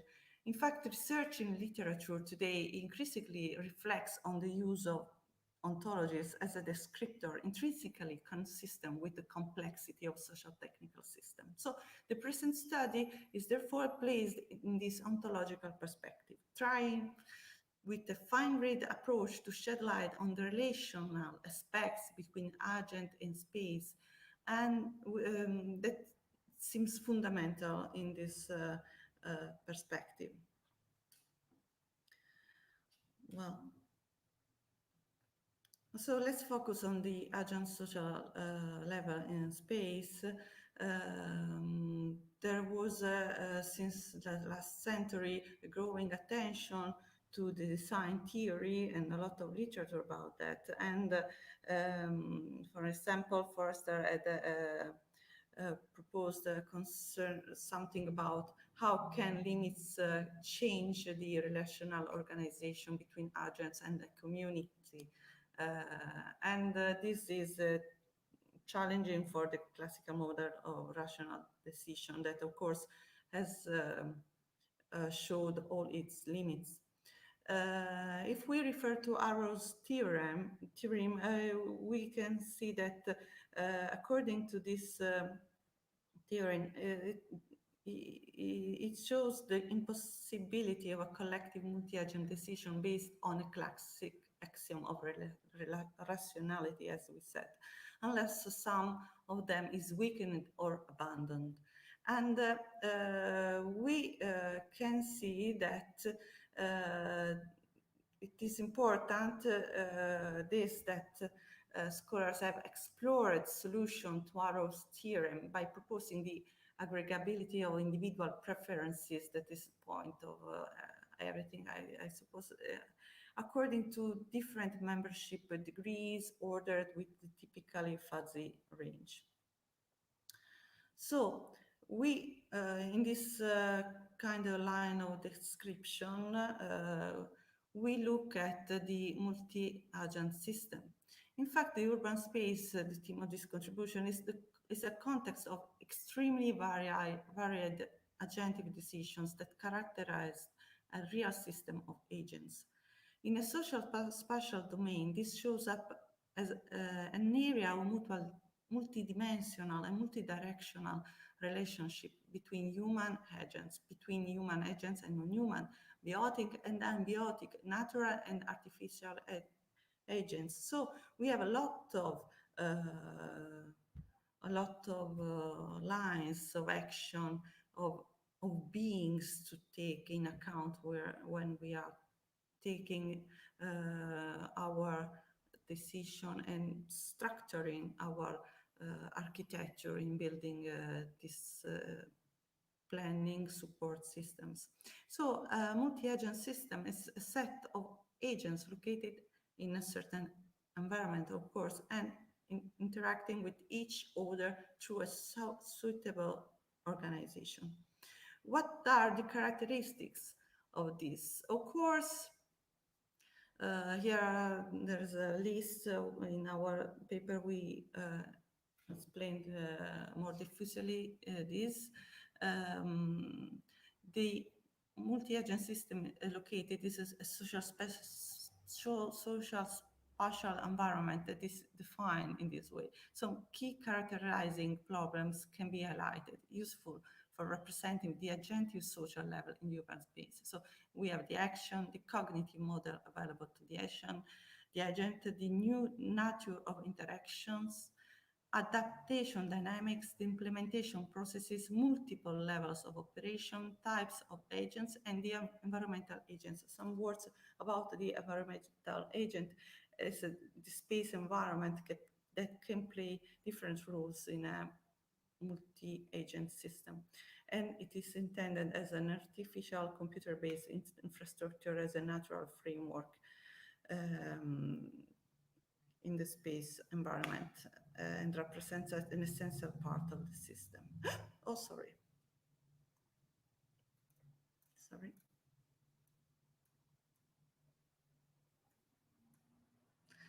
Well, in the multi-agent system architecture, we see that there are present agents that own decision systems, agents that need a cognitive model, and agents that should have a communication system. And this is a crucial point.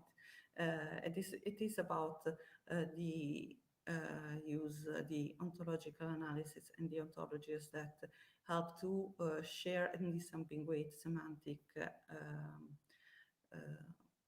meanings through a symbolic definition of concepts. So let's close the ring. We started talking about social technical system, and these are something that emerge from an organization. We looked at city as a point, as a topic, as our topic in this case, and we saw that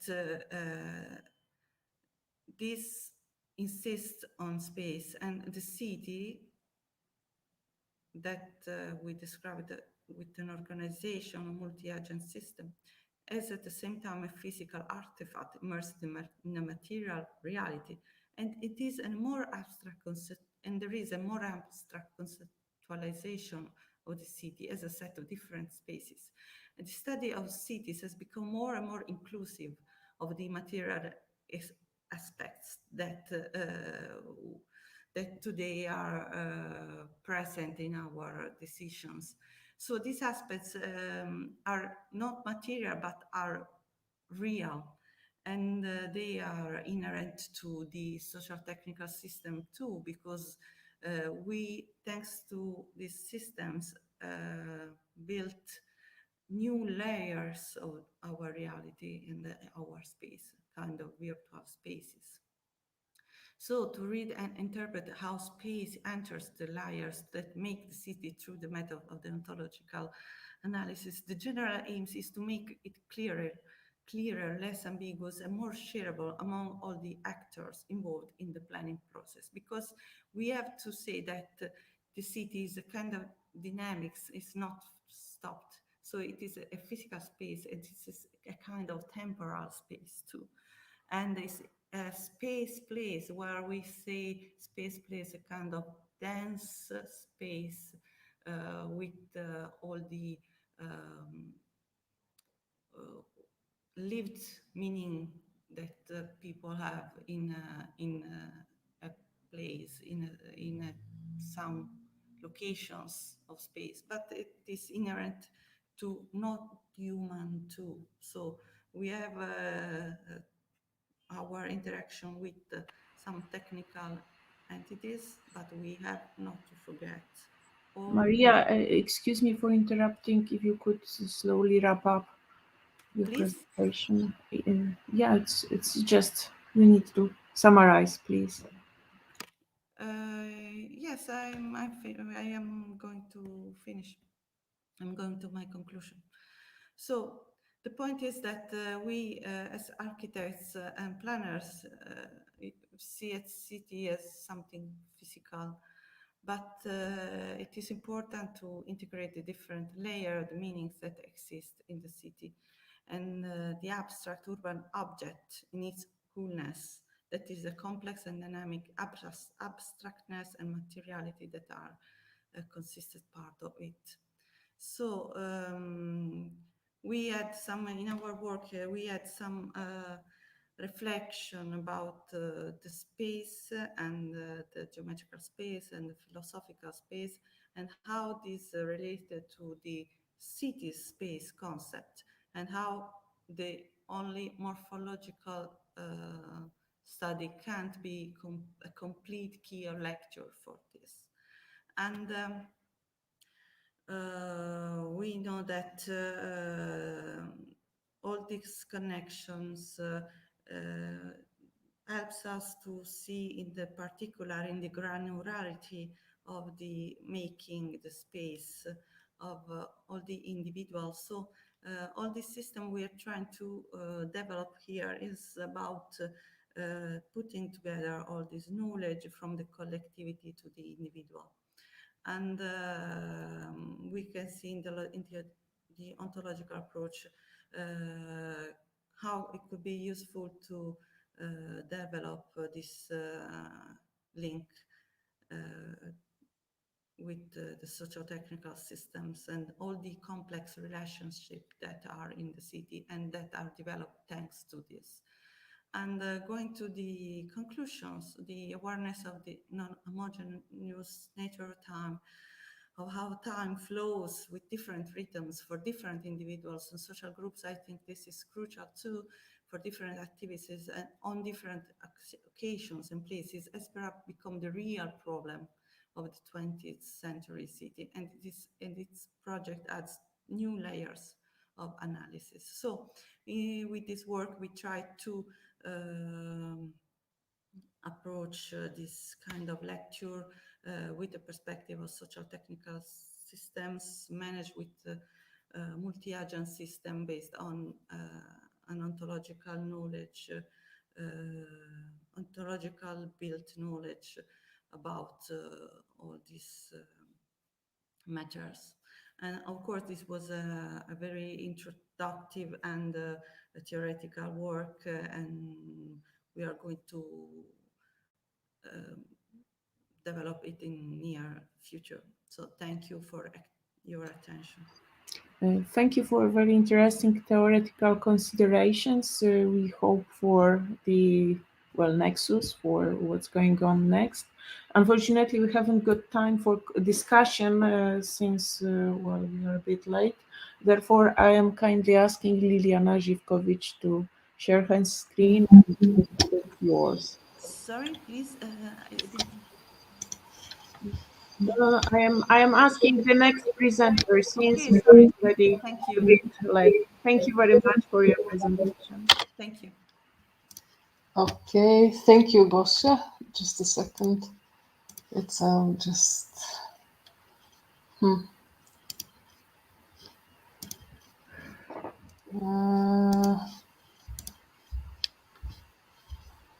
I don't know what you see now. Us. Do you see now the presentation, please? Not yet. Not yet? We see your screen, but with ITSU windows. No, it's for me. It's already. Maybe I should try again. Do you see it now? No. Oh. It's the wrong screen which you are sharing, I imagine. What I'm sharing? Tell me please again. You share the window. The webcam. Yeah. You start. I don't know. For me, it's showing that I'm sharing. I apologize. I don't know what's the. Don't worry. Just try. Okay, I'll stop sharing and then I start again sharing. I don't know what else I could. You share the browser, not the presentation. You share the browser, internet browser. Again, you are sharing your internet browser, not your PowerPoint. Okay. Yeah, now it works. Great. Now okay, good. Okay, I mean, perfect. Thank you. For me, it looks the same. I don't know why it wasn't possible to see. Okay. Don't worry. Yeah, It's just like that. Yeah, let's start. And I mean, I know that we are a little bit short on time. I'll try in next 10 minutes just to present you a little bit more different topic and different type of the research comparing to the previous one. This one is very practical one, and it's about the e-space project that is running now in Belgrade. My name is Diljana Živković. I'm working for the Serbian Ministry of Construction, Transport and Infrastructure. And as I said, I will tell you let's say, a short story about the beginning of the project e-space that is quite popular among the spatial urban planners here in Belgrade, and it's a project of strategic importance, and it's how to say, it has a big promise to the future of the planning and the land development in Serbia.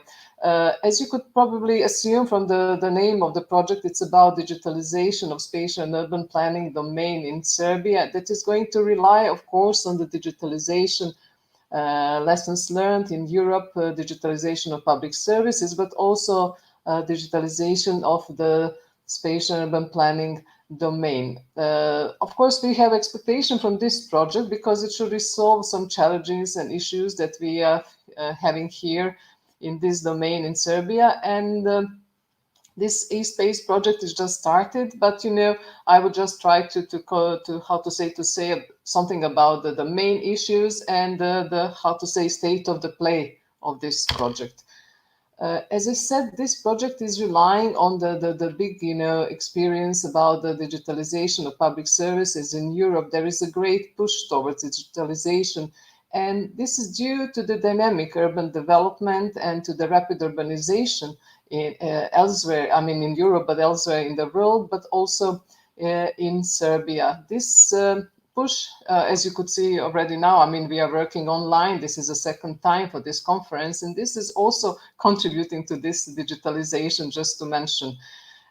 These services are mostly developed, they are developed for the different type of the public services, but among them are also this one related to the spatial and urban planning and construction permits issuing, particularly.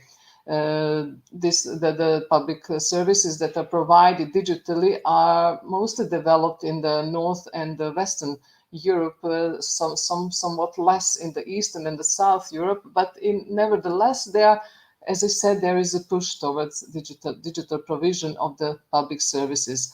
What is interesting, of course, and probably in a way the logical and it's expected, that these services are mostly, developed on the local level, on the level of the cities and the metropolitan areas, and somewhat less on the national level. But this national level, somehow it's merging more on the north of Europe, where there's some public services are also developed and provided also from the national level. This national level of digitalization in this domain of the territorial and land management are particularly interesting and are, they are researched within the DigiPlan project that is just started in 2019, and it's ended actually the beginning of this year. This project, claims, and that's something that is more or less obvious, that this, centralized digitalization process of plan data and the building of the national databases with the digital plan data are mostly developed bottom up, not the top down. This is, let's say, not so common way of the digitalization of this type of the services and data, but there is quite advantages in having this data centrally comparing to just have them locally.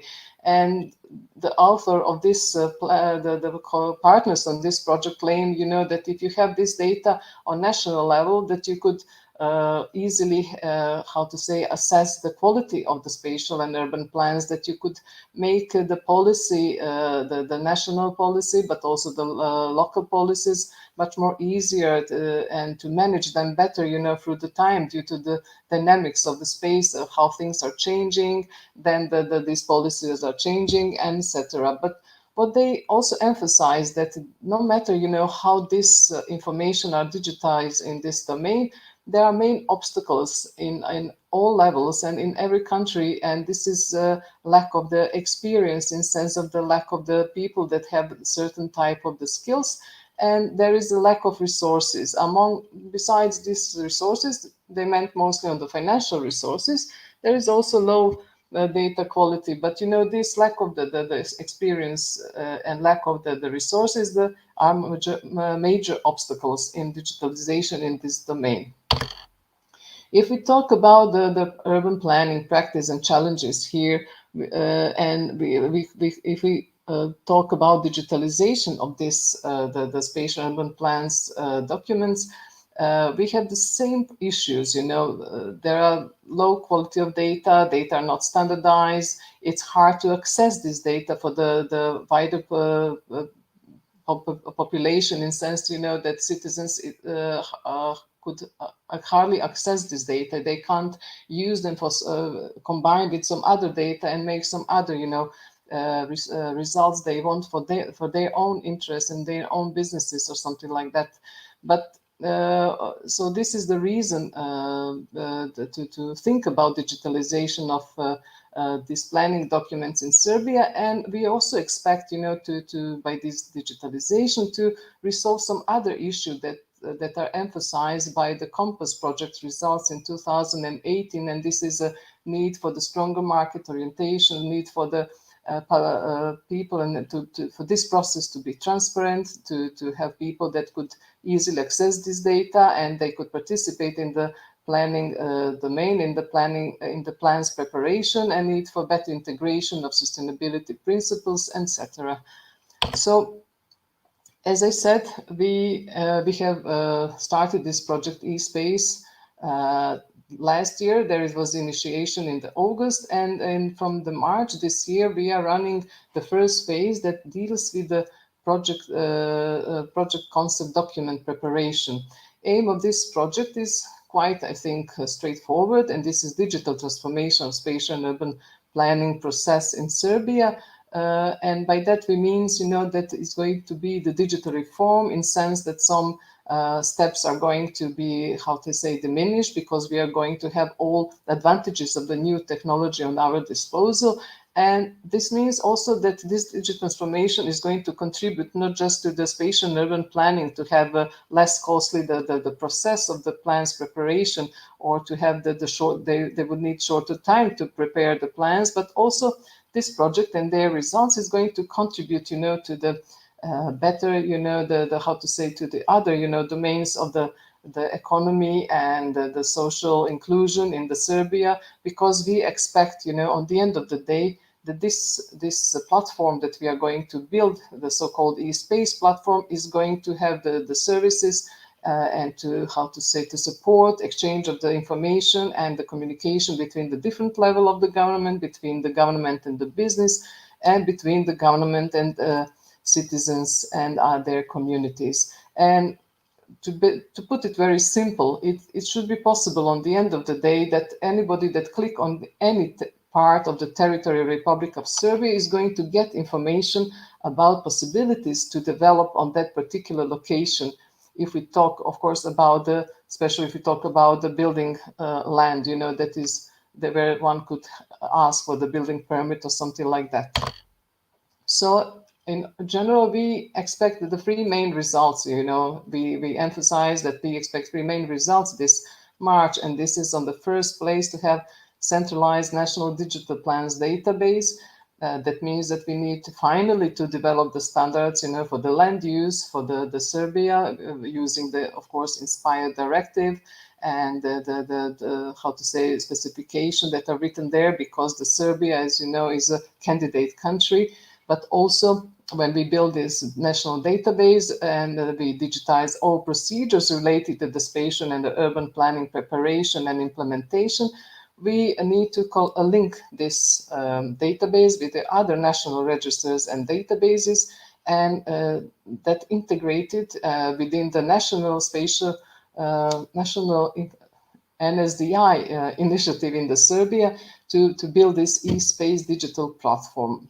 This space digital platform is important for us because this is as we projected This is a point where we could receive the participation, where we are going to have modules to communicate not just with businesses but with the citizens, and where it's going to be possible, for everybody to participate and to in this public decision making and in protection of the public interests related, of course, to the space in Republic of Serbia. Of course, as a third result, we expect to have the new legal and organizational framework and to build capacities both on the national and the local level. When I said local level, I mean on the municipalities in Serbia, and the national level, of course, it's a ministry and other stakeholders within the spatial urban planning process in Serbia. And this new frameworks should, secure optimal usage of this system, but also the sustainability of the results we are going to build within this project. I would just like to add here that since we started the project in the March, now we still didn't finish, this project concept document. It's in development, but what we have done up till now is a state of the play analysis, and we recognize the needs. Practically, we already assumed, what are the issues and problems in our system, but now it's confirmed by the survey, the broad survey we have done, and it's up till now very clear that this system, I mean, it's going to be a little bit more, of course, complicated than those three major results we expect. And it's clear that we would have, let's say, 3 databases. At least this is recommendation by the experts we have engaged for this.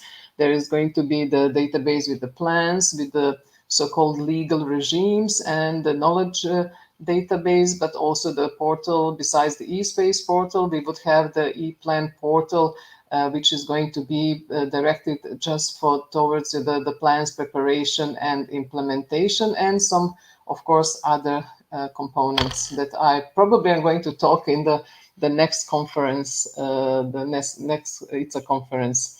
As a conclusion, as I said, I would just say that this project, as I said, it's directed towards the better condition for the plan preparation for the spatial and urban planners, but also towards the other, segments of our society, to the increasing of investments, but also for the better, for the taxation better, for the reaching some green agenda aims as well, etc. And what we concluded and up till now, and that we definitely is going to take this national approach. It's confirmed that it's going to achieve, it's going to support achievement of the goals we have we have identified at the beginning, that the solution is going to be comprehensive, that we definitely need the larger budget, and because as I said, the solution is now kind of emerging, what we have to do in sense to have the something that is complete solution for us. And also it's going to last 5 or more years, comparing to the 3 years I have put, in my paper. But now, I mean, I just said this is a pilot, but now it's clear that to implementation of the whole solution is going to take more time. And I would like to thank you for attention. I hope I stay within the time. Thank you, Liliana. You are really great. Since I would like to save a bit of the break after, perhaps we would join questions together and put them in the end, if you agree. Unless somebody has got one quick, urgent question.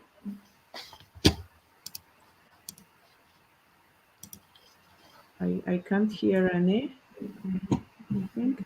So we would maybe switch to the end, and I am kindly asking Maria. I don't want to misspell your name, your surname, Panagiotopoulou. I'm sorry. To present the presentation has been prepared together with Professor Anastasia Stratigea. So feel welcome. The field is yours. We see the browser, the web browser. So you need to unshare and share again. I think it's the wrong screen. Or I don't know. Hello, Maria.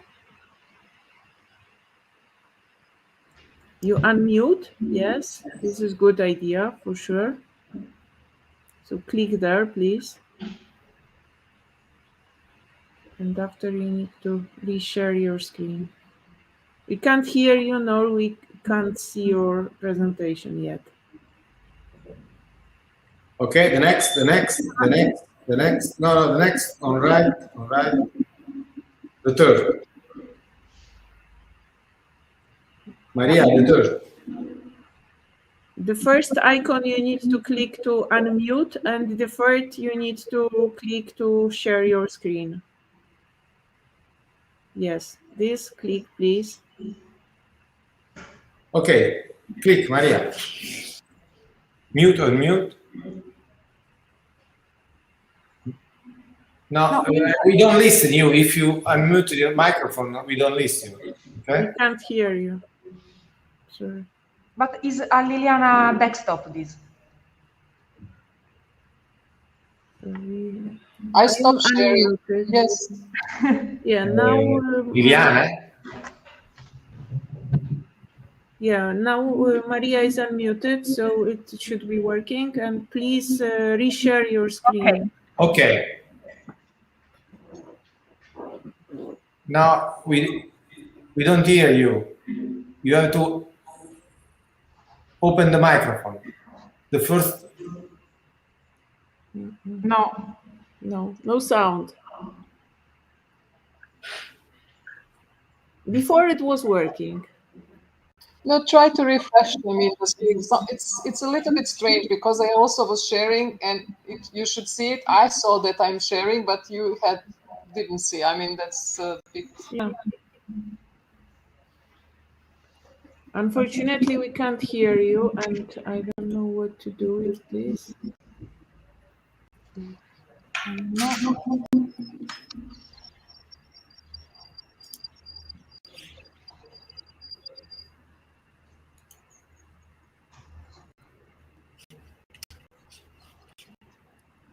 Just to go out and come in again. I mean, just try to, I don't know. Try to refresh your browser. Maybe, yes. This means that you go outside and inside in a few seconds, but it's a way to restart.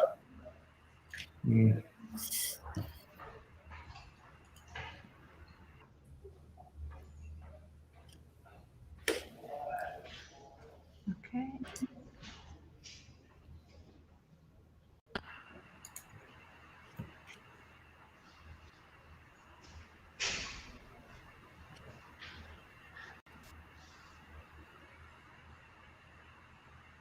Well, unfortunately. Okay.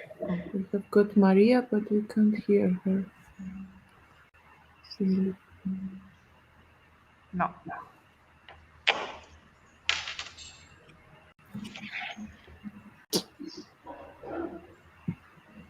I don't know how to manage that.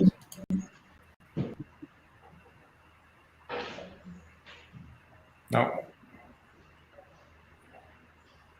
It's a pleasure to see you, but it will be better to also to listen you. Okay.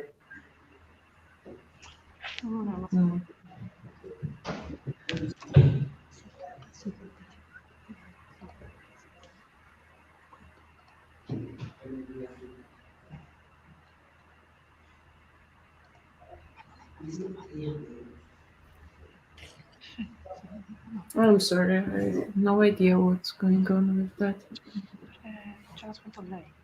Maybe we could have here in the second Liliana, section. if you are saying something, you need to unmute. You don't hear me?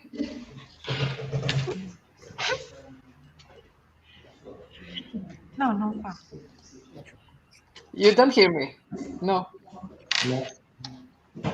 Probably she went outside and now we're going again inside.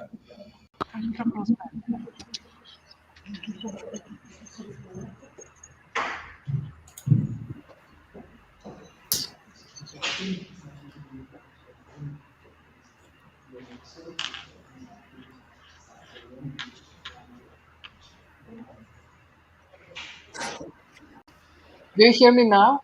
Yes. Maybe we could have her in the second session if she managed to. Yes, maybe it's a good idea. It's a good idea. Yeah, it's a good idea. Yeah. She can present in your session. Yes. Yes, I mean because they are only free, so we could. Yes. Actually, Thanks. Yeah, it's a great idea. I think it's a good idea. So, guys, if there are any questions to Liliana, feel welcome. We might still use 5 minutes and after her a short break, or start earlier with another session. Yes, because in Liliana session, one slot is free. One slot is free. This means that we can include another Maria contribution. Yeah. So, are there any questions? Oh, Maria, it's again inside. We have to explain her, and probably she. Maria. We will move your presentation in next session because one slot is free. No? No, yes, just the next few minutes. In the meanwhile, you can try to solve the technical problem because we don't hear you. Yeah. Yeah, maybe she should restart the PC. Yeah, Maria, I think you should restart your computer simply. It might be useful. Yeah. So listen, guys, this was a pleasure to meet you all, and I would like to, well, unfortunately, close this session, giving us a brief break, and let's see each other in actually 10 minutes, 12 minutes. Yeah. Yeah. Okay. Or maybe a bit earlier, even if you Liliana, you want.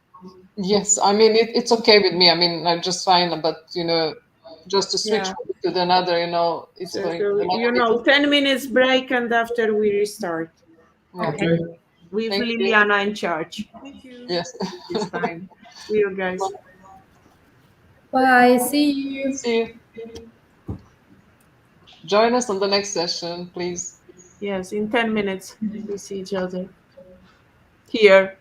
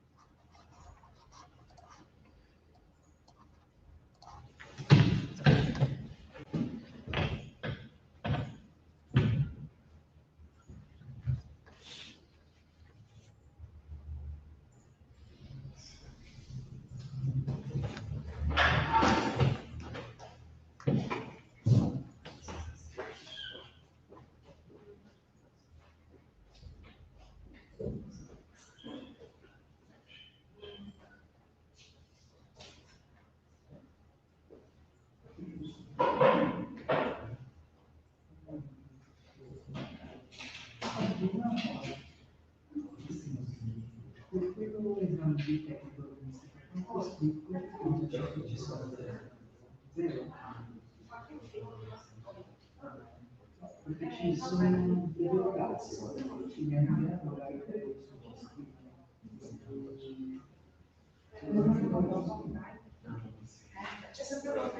perfetto.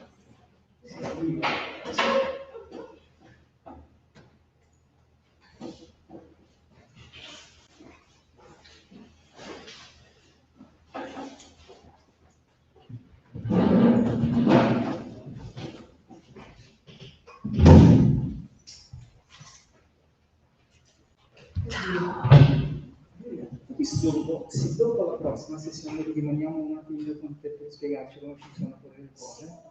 Domani. Domani qui è della B? No, non è la D, nella F, però secondo me è la stessa cosa. La F è quella che hai fatto ieri, no? Sì. È la stessa cosa, ma non c'è un assistente, tu sì. Sì, no, solo per vedere come funziona. Siamo tutti... No, giusto.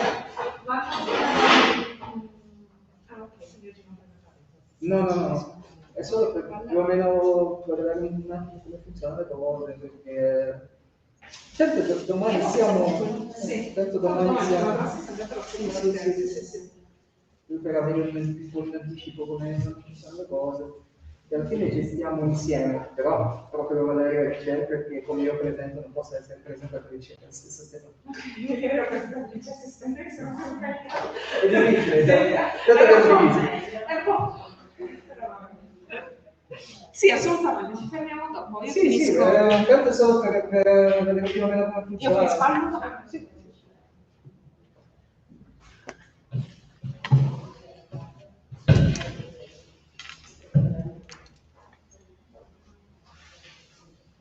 Quindi queste sessioni vanno fino all'una?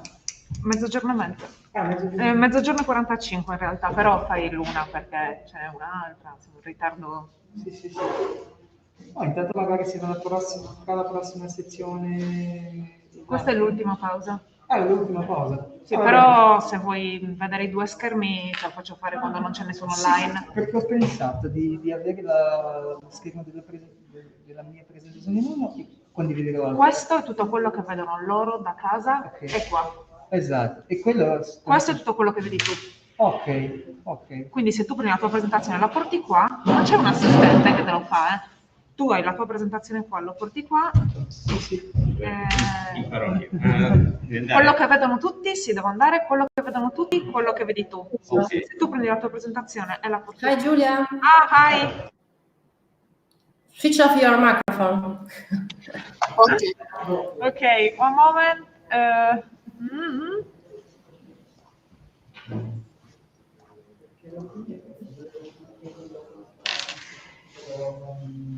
Hi Liliana.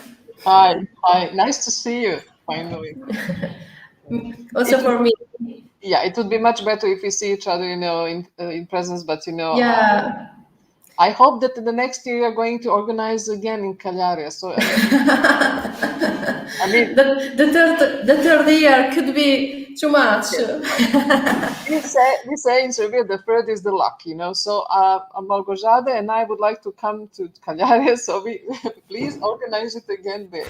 I'm really happy to invite you as a visitor researcher or a visiting professor or not only for ICCSA. Oh, I would be delighted. That would be really nice. It's a great idea. We have to work on that. Yeah. So how are you? How is the... I'm fine. I'm really extremely happy and also excited to organize something in presence because for 2 years all people only in 2 direction, not in 3D. So I'm really happy, not only for ICCSA but also for see people into the faculty. So yeah, I agree. I mean, completely. This online life is really kind of tiring, as I said to Malgorzata. I mean, I would like to meet people in present. I mean, personally, it's a little bit too much, this. But okay, I said maybe the next year it's going to change in general, because even like this, it's there are some risks, there could be some delays, if you're traveling. Exactly. And it's a little bit complicated, so the pleasure could be killed very easily. So I hope really the next year we are going to meet. Yeah, I really hope so. Okay. Just to see if we had a problem with the last presentation. Malgorzata co-chaired, charity, Maria Panayotopoulou. I don't know if we invited her to this session, so she had the problem with the speakers, I mean the microphone, but I'm not sure if she's here now.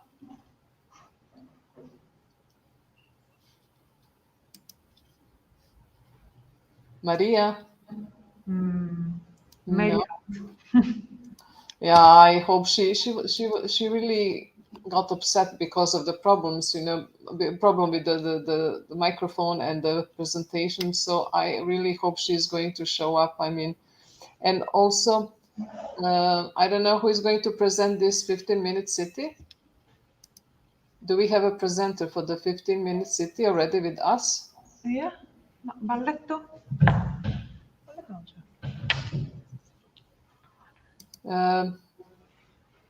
So interactive maps, the Pietro Battistoni or someone, is there someone with us for this second presentation, and Dario Esposito or Maria Giovanna Caccia?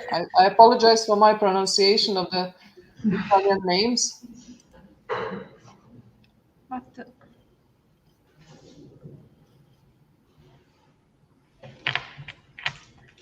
Okay, let's wait a bit. Pezzegagno, balletto, richiedi.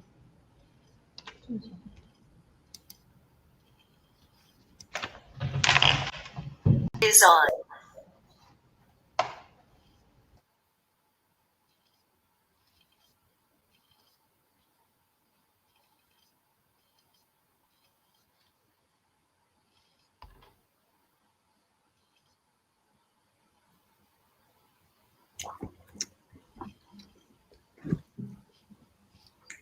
Hello. Hi. I just thought it's going to be nice to chat a bit before it starts. Yes, I just had the short, conversation with the oh Boże, stał mi mozak. So how are you? I mean, you have started the years already, or the students? Not yet. Oh, yeah. It would be really, I mean, yeah, I spoke with Chiara, it would be really different. It's a little bit in general, this all online meetings and everything, it's a little bit somehow too much, at least for me. I don't know about you, but... Yeah, I hope we are going to have regular semester. Yeah, I mean, regular semester, and for me, it's like these online meetings are really tiring, and then they take it's completely different, of course, experience, and somehow I'm sure now that we would, arrange everything much easier if we meet, in presence and then directly communicate. Maybe I'm missing this body language, or who knows. I mean, this is also everything. Yeah, exactly. Yeah. But okay, I said I really hope the next year the things are going to calm down. And as Letizia said, it's not the same if you travel without testing, without risk that you could call the virus or something like that. It's but so I don't know about you, but I didn't travel anywhere, at least a little bit in just Serbia, but yeah, more or less just holidays in the seaside. Yeah, my colleagues, they even traveled to Italy. I was actually wondering that it's not a bad idea, but after all, I gave up. Yeah, it was a little bit relaxed, the measures, I think, in the coast, because also in Croatia and Montenegro, and I think Italy, and I mean, due to the vacation period, so that's I don't think it's a bad idea, but you just, when you think about that, maybe you think it's going to be complicated, I mean, you never know, probably it depends on each by each experience, and how the situation is developing. I don't know. But these measures of showing the passports in the restaurants and the cafes and everything, and I don't know. Even in Belgrade, I'm not going too much to the restaurants and coffee shops like before. So, okay, maybe we should just... Otherwise, we are getting crazy. Well, I think that we should start. Yes. Yeah, let's see if we... I hope that... do we have Maria Panayotopoulou with us? I'm sorry, I hope she didn't give up. Maria? No. Then Ginevra. Ginevra is, or maybe who's going to present this 15-minute city in urban regeneration perspective, is the speaker with us.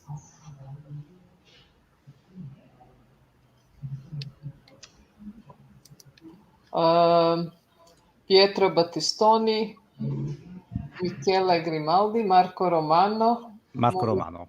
Marco Romano. Okay, great. Thank you for joining us. And Dario Esposito or Maria Giovanna?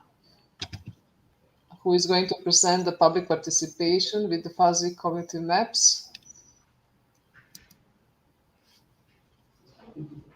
Okay, I see that Maria is on the session, but I'm not sure if she's going to present or the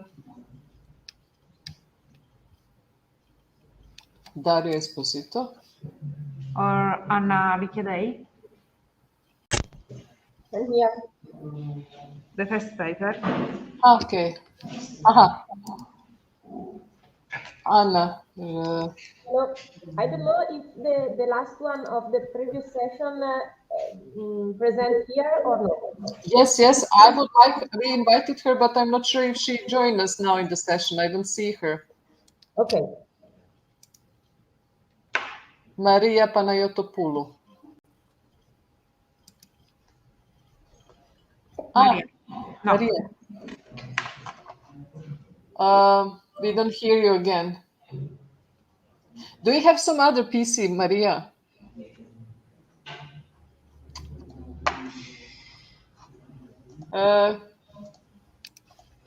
Is there anyone else who wrote with you just a second? Can you hear me now?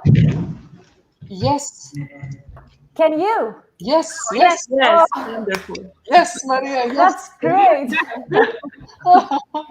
I had to use my headphones because my microphone, my PC's microphone seems to, I don't know what happened to that. Okay, I'm very glad. Oh, God. I as well, and we as well. You know, really. I mean, it would be pity not to see a presentation. Yeah. And, okay, so I think Maria is here. We have Anna, Marco Romano, and Maria is here. So okay, everybody are here. So we could start. I would like first to present myself. My name is Ljiljana Živković. I'm working as spatial urban planner from Belgrade, and I'm going to chair this session where we have just informed the other, participants. Where instead of 3, we have a 4 presentation, and we would start, if you agree now, with the first presentation. This is Maria Panayotopoulou. Please, Okay. Maria, the floor is yours. Finally, thank you. Just let me know if you can see my presentation. Not at the moment. Can you now? No. No. Okay. Oh, technical problems everywhere. Yes, just. Okay. Just give me a minute. Okay, I'm gonna share my screen again. Yes. Try a couple of times. I had the same problem, I think. I have three options to share the entire screen: window and Chrome tab. Okay, let me see. Okay, I'm gonna try something different. First you share, and then you how to say, put yeah, up I know. Okay. I know. Yes. Okay. I apologize if you are giving you the instructions that you already know, but somehow, yeah, we still don't see anything. But try 2, 3. Just give me 1 minute. Give me 1 minute, please. Okay, I can see that. All right.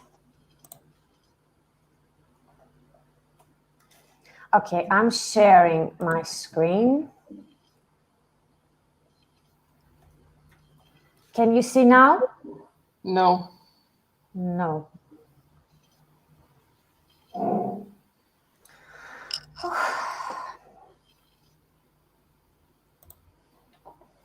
I don't know what to do. Just. Can you see it now? I think you can now. Yes. Okay. Perfect. I'm sorry. I'm really sorry for the delay. I'm really sorry for the delay. Okay. Okay. The work I'm about to talk to you concerns a participatory spatial planning exercise for crafting alternative future images for small and medium-sized towns, and I will present you specifically a Greek case study. But before that, to begin with, I first need to shed light on the broader environment, on the context in which we are called to implement this spatial planning exercise. And this context is highly marked by the rise of public participation and the fact that its significance and contribution have been greatly acknowledged in recent few decades, since it has vigorously permitted the planning and policy making real. So this recognition, this current recognition of its value, goes hand in hand with the gradually evolving spatial planning paradigm and the consequent transition from a top-down to bottom-up approach. And this in turn implies a shift from an obsolete, rigid, regulatory, command and control-driven governmental scheme to a more democratic, open and inclusive governance model. So in such an inclusive, competitive, innovation-driven and totally technology-oriented urban context, a significant gap is detected when we try to downscale to small and medium-sized towns. And the existence of this gap actually makes us realize that in a high-tech era where everything is almost exclusively enabled and facilitated by technology, by ICTs, these types of regions remain in the shadows. And also this identified gap is translated into a series of negative repercussions for small and medium-sized towns that range from intense economic and social and spatial inequalities to scarce economic resources to uneven distribution of wealth, to name but a few. And this adverse situation actually witnesses that the European Union has failed to a great degree to shape effective regional development policies. But most importantly, this situation actually creates a sense of detachment when it comes to the European future vision on smart, sustainable, and inclusive growth. So given the critical role that the small and medium-sized towns hold in the Mediterranean urban and rural network, and in rural development in particular, this category of quite less favored urban constellations has recently gained high importance at the policy level by being incorporated in the EU cohesion and territorial development policy agenda. And moreover, the issue of small and medium-sized cities' attractiveness as a policy concept is immensely emphasized in the post-2000 period and has enriched EU's policy documents. And what actually seems to be sought through these policy documents is the mobilization of territorial assets and the boosting of attractiveness in order to strengthen competitiveness and attenuate local disparities. So this whole scenery, let's say this new rationale regarding how to handle small and medium-sized cities brings to the forefront the concept of place-based approach, which is highly embraced by the European Union, and it is considered as a form of public policy and also a new paradigm for attaining long-term sustainability objectives based on local territorial assets. So given this brief and rough delineation of the broader environment, the goal of the present work is to shape a multi-level, to shape and implement, of course, a multi-level, place-based, participatory methodological framework for developing strategic future routes for small and medium-sized towns. We specifically focus on small and medium-sized towns that are located in the countryside, which means that they combine both rural but also urban attributes. And of course, we implemented this framework on a particular Greek municipality, the municipality of Nemea. In our effort to adopt a place-based approach, the methodological framework for policy analysis of our case study consists of 7 discrete stages. The first one focuses on a preliminary identification of local problems, critical issues, and priorities. The second stage refers to the shaping of the local vision for the future development of Nemea. The third stage attempts to illuminate the peculiar attributes of the study area. The fourth stage regards the deciphering of the key drivers of the external environment.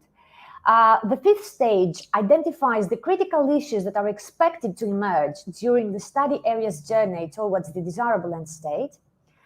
Stage C comprises the structuring of alternative scenarios, while finally stage 7 comprises the policy paths that can bring the final scenario to life. I have to mention here that we incorporated participatory procedures during stage 1 and stage 6 of the planning process. And more specifically, we involved people during stage 1 of the planning process when we were trying to identify problems, critical issues, and their relative prioritization. And in this respect, we conducted a face-to-face workshop with the mayor and the members of the municipal council. We conducted a face-to-face workshop with key municipal employees. We interacted with local community groups via a limited number of interviews with residents, but also with entrepreneurs. And we also had online interaction with the local community, since we structured and published web questionnaires in order to expand the participatory process to as many people as we could. And we also involved people during stage 6 of the planning process in order to let them assess the proposed scenarios.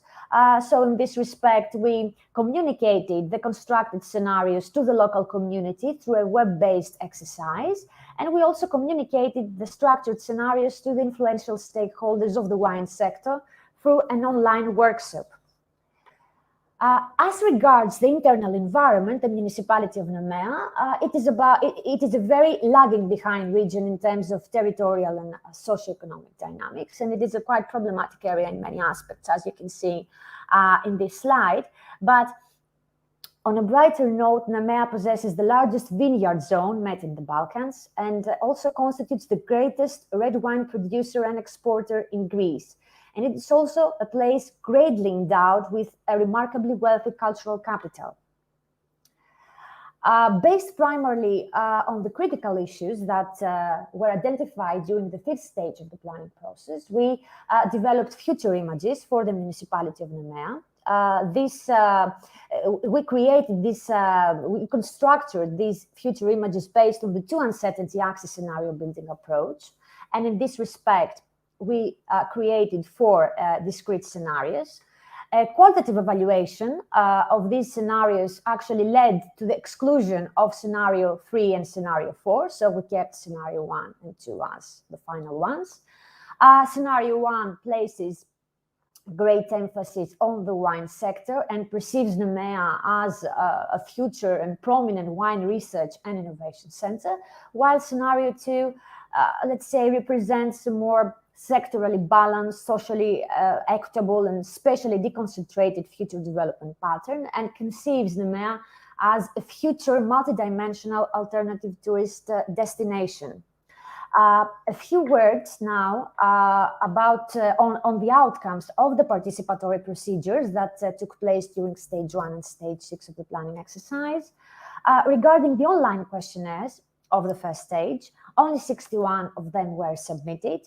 And the most critical key findings focus on communities' ignorance of projects under progress, which actually reveals a great lack of sense of belonging. And we also realized how severe the lack of participation culture is. Well, and this fact actually touches not only the local community, but also the municipal authorities. Concerning the citizens and stakeholders' viewpoint on the most suitable scenario, the second scenario managed to actually gather the most positive reactions.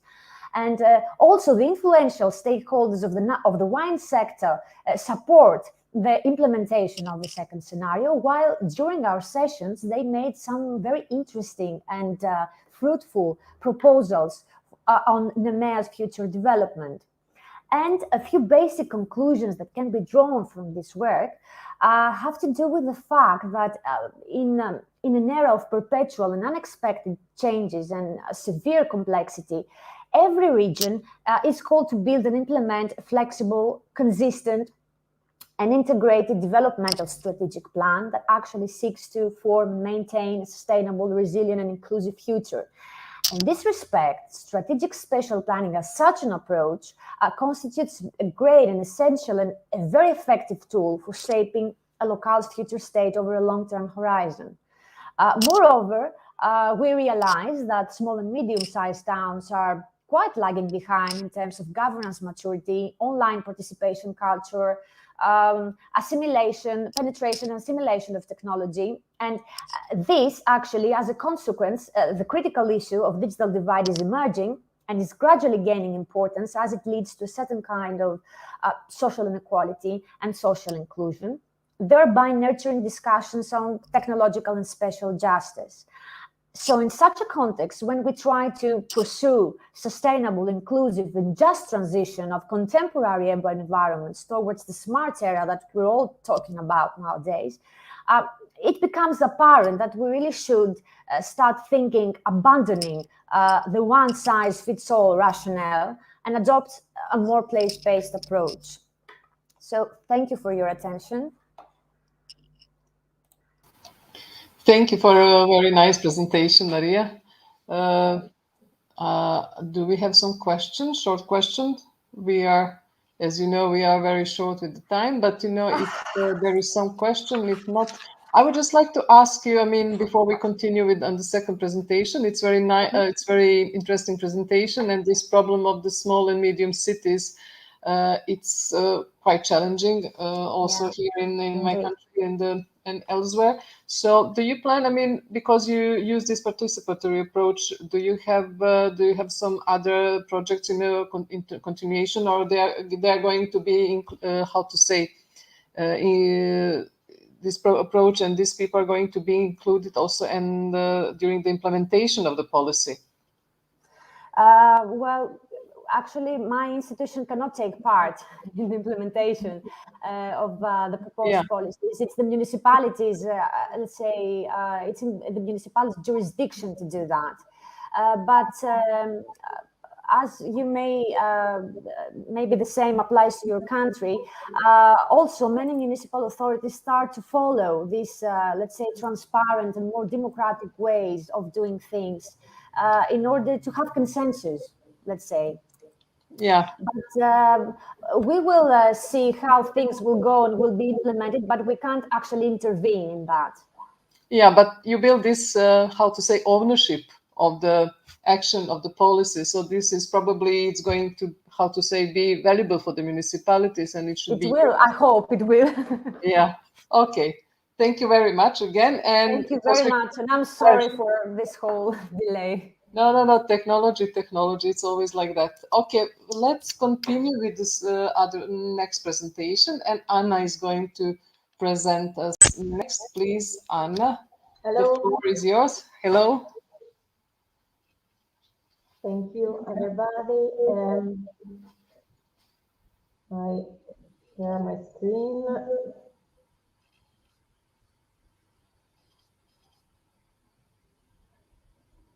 Okay. Yeah, we see. Great. Thanks. Hello, I present the paper by me, my colleague of the University of Brescia, Michel Pezzagno, and by Ginevra Balletto from the University of Cagliari. The paper is called 15-Minute City in Urban Regeneration Perspective, two methodological approaches compare to support decisions. The research presents a comparison between different methodological approaches for the analysis of the accessibility of open spaces in order to support practitioners and policymakers to improve walkability. The comparison between two Italian case studies identified the value of the systematic methodological approach based on a description of urban context, design data collection, data analysis, and indexing, to be used for co-construction of knowledge to support contemporary 15-minute city. It's important to underline that the two cities selected for the case study, Cagliari and Brescia, have a similar size in terms of population and surface, and Cagliari is a metropolitan city, but Brescia it isn't. Among the interesting topics concerning the urban regeneration, there are reconversion of disused public buildings and also spread neighborhood facilities maintenance. The proposal of effective solution about this topic is also a common subject for the construction of 15-minute cities. Starting from a 15-minute city review, we provide a lack in organic vision on the theme in the literature.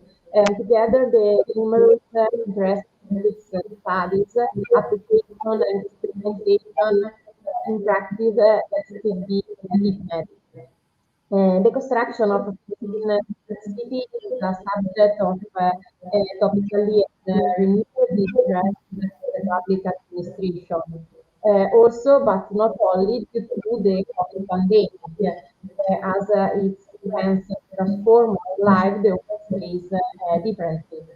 The elements analyzes in the comparison of the two case study are the topics, that is the problem to solve, the subject that are the area investigated in this study, the preliminary information or the knowledge in general terms, so the planning tools or data at the base of the case study, and the methodological approaches.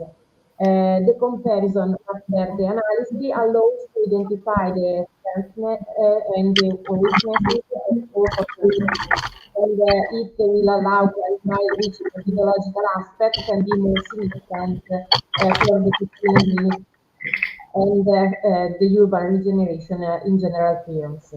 The case study in the city of Cagliari deal with the issue of largely dismissed buildings, while the case study in the city of Brescia concern the relationship between city users and service in a residential context. So the results are presented using a summary table. The first case study of Cagliari are presented, as just say, about the accessibility of potential large abandoned public space. The subject so is the public space with a relative area of relevance, and the preliminary information is about metropolitan strategic plan, because as I say, Cagliari as a metropolitan city, urban plan of historical center, and Cagliari public works plan. The methodological approach provides 7 steps. So first, the identification of each size, the analysis of organization in categories of existing services, the analysis of basic data for the construction of indices and the assignment of the weights, the calculation of porosity index, crossing index, and the activity index, and the calculation of the composite index called workable big building index, and the comparison between the sites, and then the ranking and the identification of weakness of each site. The second case study about the city of Brescia, it's about the accessibility of existing service by a resident, and in particular vulnerable user, the elderly. And the subject is a neighborhood called Marcolini Village. The preliminary information are the service plan and its update about the offer of the services, and the methodological approach provides 5 steps.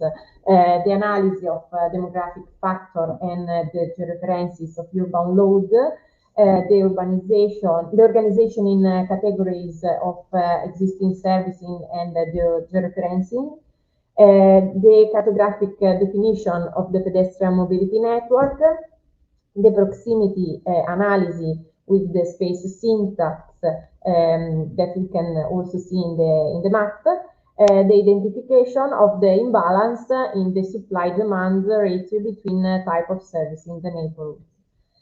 So these methods are useful for viewing problems and proposing scenarios, but the use of methodology is only one of the steps in a decision process that must be involve citizens. After carrying out the analysis from a theoretical point of view, a confrontation is required both with the decision makers and with the population living in the neighborhood, and effective design, even for the 15-minute city, must necessarily be set on a community-based approach. The workability of a place become an indicator of the social and economic status of its community, playing a role in accessibility to services and inclusiveness and social equity. Furthermore, in the 15-minute city, the interaction, the relationships that can be generated by pedestrian movement is strengthening the sense of community, consolidate the common goods of public space, health, and well-being. In fact, the methods used, although different from each other, also to better adapt to the constants, are based on this principle of obtaining as output maps for the case study of Brescia and indices for the case study of Cagliari. In this sense, the next step will be to combine the two methods in both cases to evaluate how their combined action is. Thank you. Thank you very much, Anna, for this presentation and for being on time. So, if there's some question, I mean, this is quite interesting topic.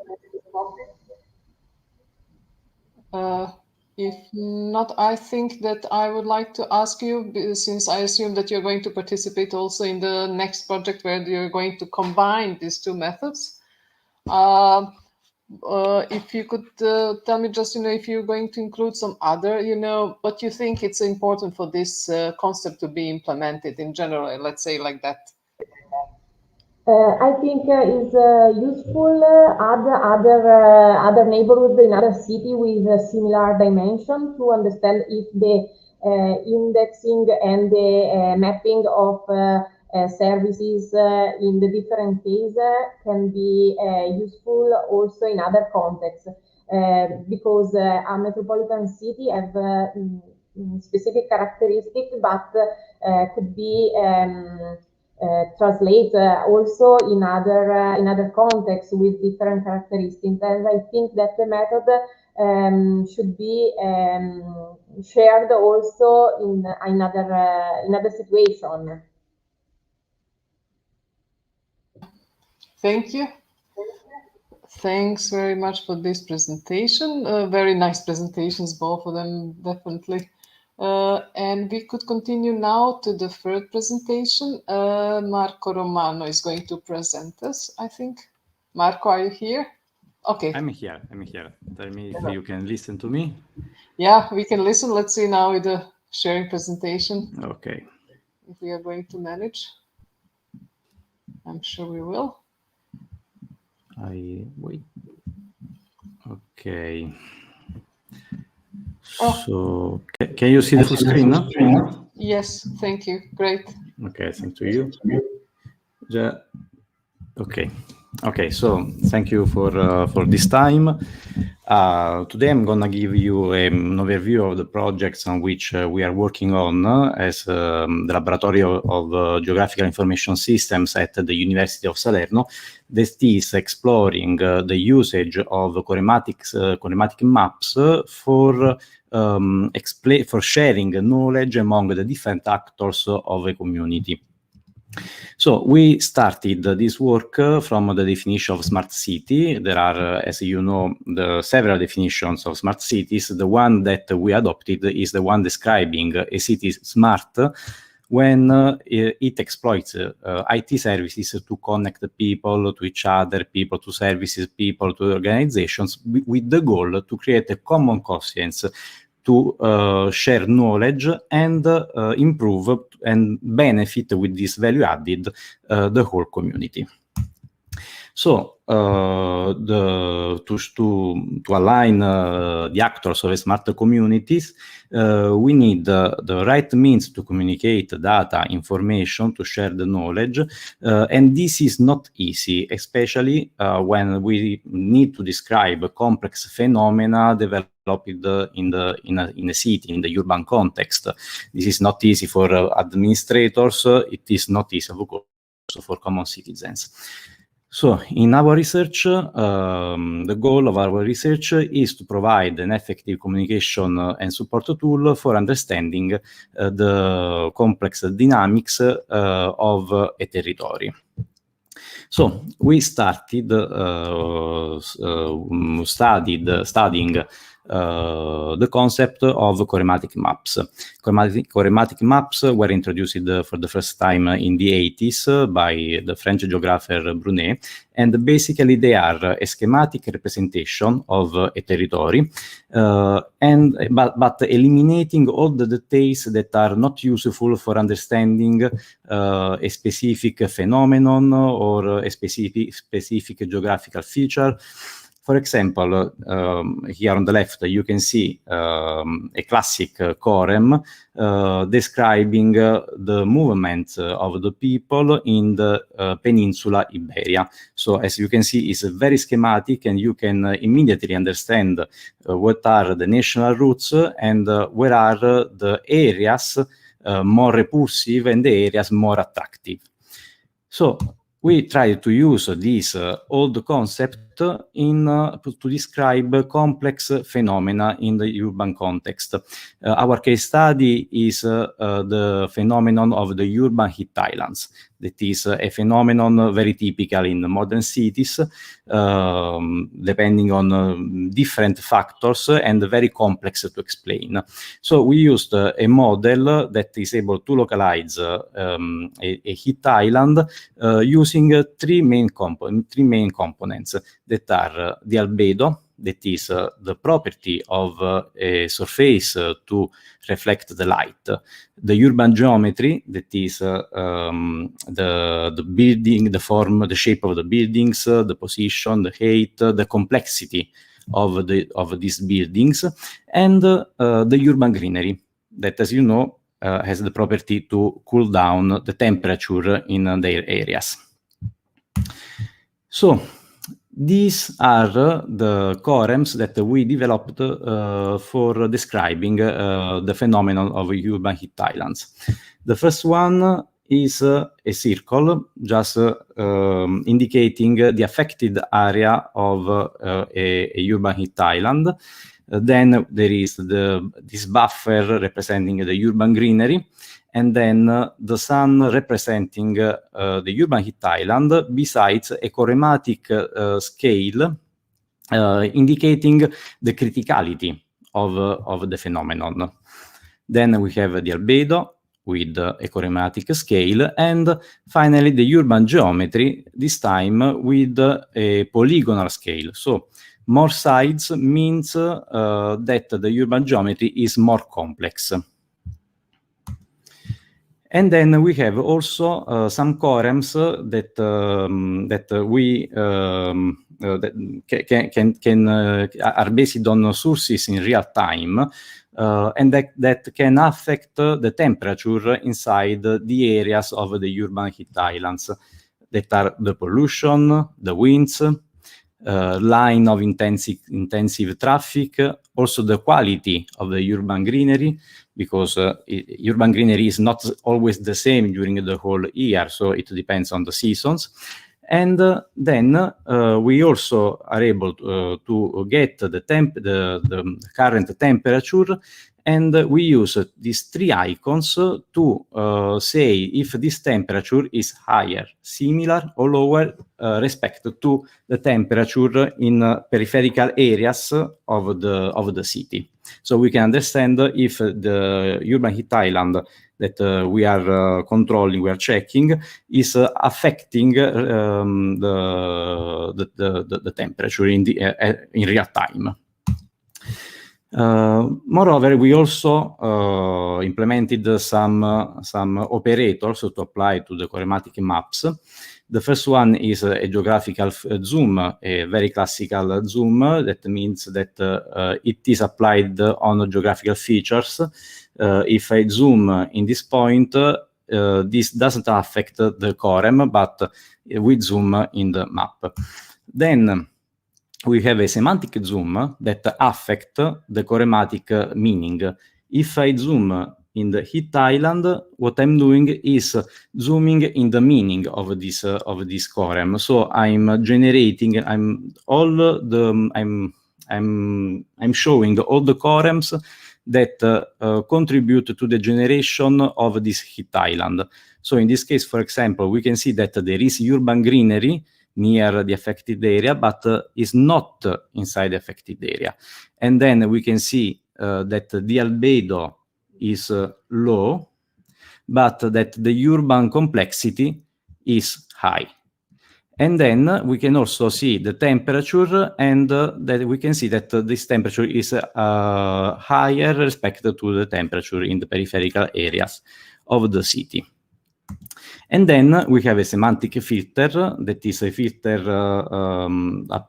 it's used to filter quorems on the basis of some criteria. In this case, the criterion is that we select just the urban heat islands above a certain threshold. Okay, this is a scenario of use of kinematic maps. In this case, the administration needs to find a place where to put new urban greenery. For this reason, can explore the kinematic map, can explore the urban heat islands, and can understand if these islands depend on the lack of urban greenery. So they can identify the most critical areas, and then can decide if it's possible to put the urban greenery there. Then this map can be shared also with the citizen to explain the reasons for the decisions made by the administration in a way that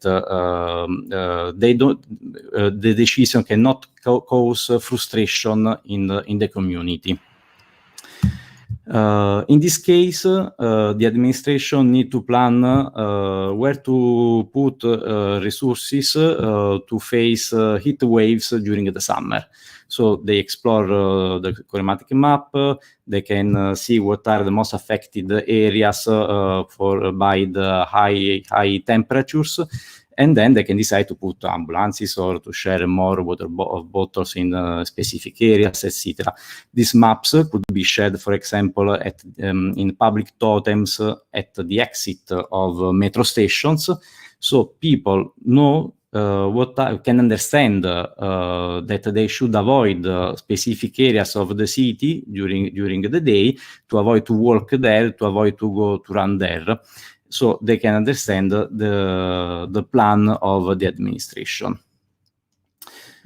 Okay, I am concluding. In this work, we studied the possibility to use kinematic maps as a means to facilitate the communication and the sharing of knowledge of complex phenomena among administrators, experts of the field, and common citizens.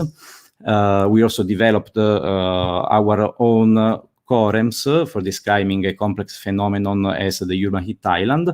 And for the next future, we are developing a new functionality to generate what if scenarios to make possible for administrators and for common citizens to manipulate directly using a touch screen the quorems in the map, and to understand the effects of adding urban greenery in certain areas, or to add more complexity of the urban geometry, for example, by putting a mall in the middle of the city, in order to engage, to improve the civic engagement, and to make people more aware about certain phenomena in the city. Okay, that's all. And thank you very much for your attention. Thank you very much for the presentation. Marco, is there, I mean, this is a quite popular topic. I mean, it's the problem of the urban heat island is really distributed, and there are a lot of cities that are kind of having the same problem. But, you know, is there some question relating to this presentation and research? If not, I would like to make the comment, you know, because Sure.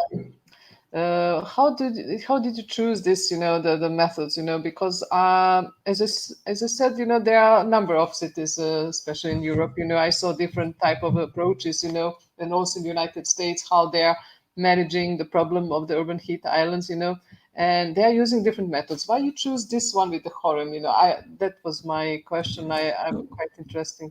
Okay, basically, Okay, first of all, urban heat island in our case is only a case of study because we want to use quorums to describe different phenomena in the city.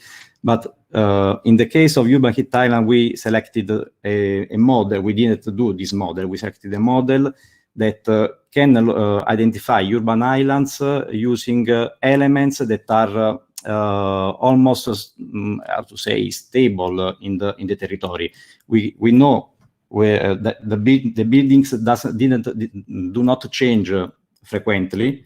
The albedo is almost the same during the time, and also the urban greenery. So we can localize easily on the map the urban heat islands, and then we can work on the areas that we localized using sensors and real-time databases for the air pollution and other elements. So it is useful for us to work in this way. Yeah, usually it's combined with the participation. You know how much there are rains or something like that. But I found this methods. I didn't know if you're going to mention, but I find it very, how to say, understandable.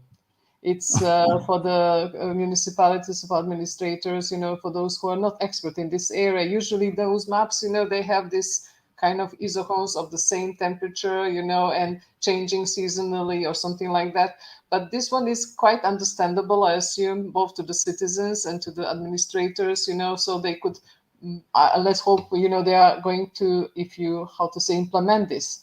I'm wondering if you're going to, because this is just a use case, if you implement this, how to say officially, what would be the reaction, how much they would use this, and if they are really going to change, for example, greenery plans, for the city or something like that, if they are going to have a different approach to different parts of the city where this phenomenon is emerging and it's present. So yeah, that is my comment. I think this is a quite interesting topic now, and I would like to thank you for this presentation. Okay. Thank you very much. Thank you very much for your comments. Yeah, you're welcome. And we have the last presentation. I think Maria is going to present us, if I'm not wrong. Is Maria with us? Yes, hello. Okay, hello, we hear you. Please, yeah. Share your screen so we could see your presentation.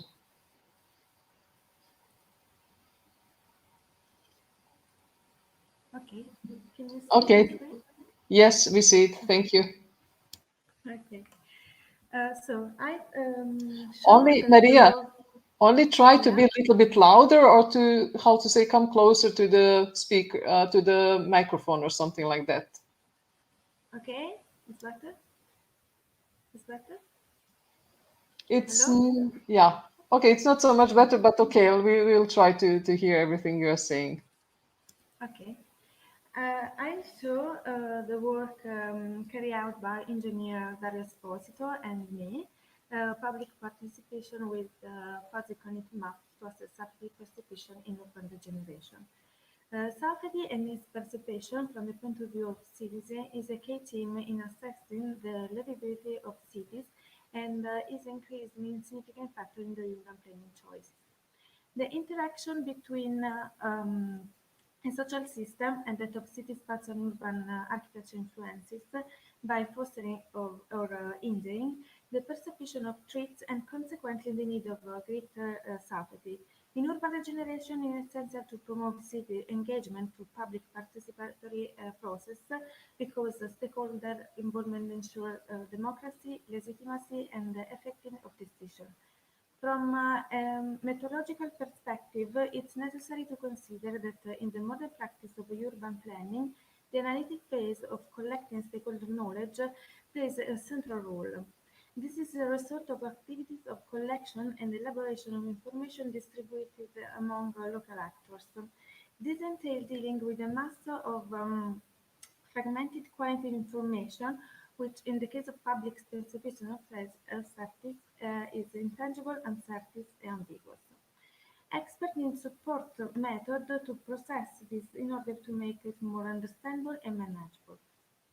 The participant processes are needed to extend the knowledge process to non-rational components, hypothesize related problems, identify convenient models of solution for concrete actions.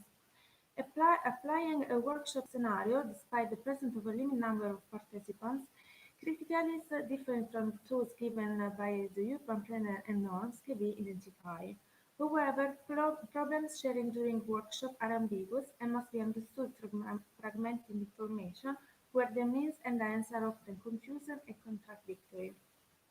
To provide effective support in the choice of decision, it is necessary to evaluate and integrate this fragmented element with the technical analysis of physical characteristics.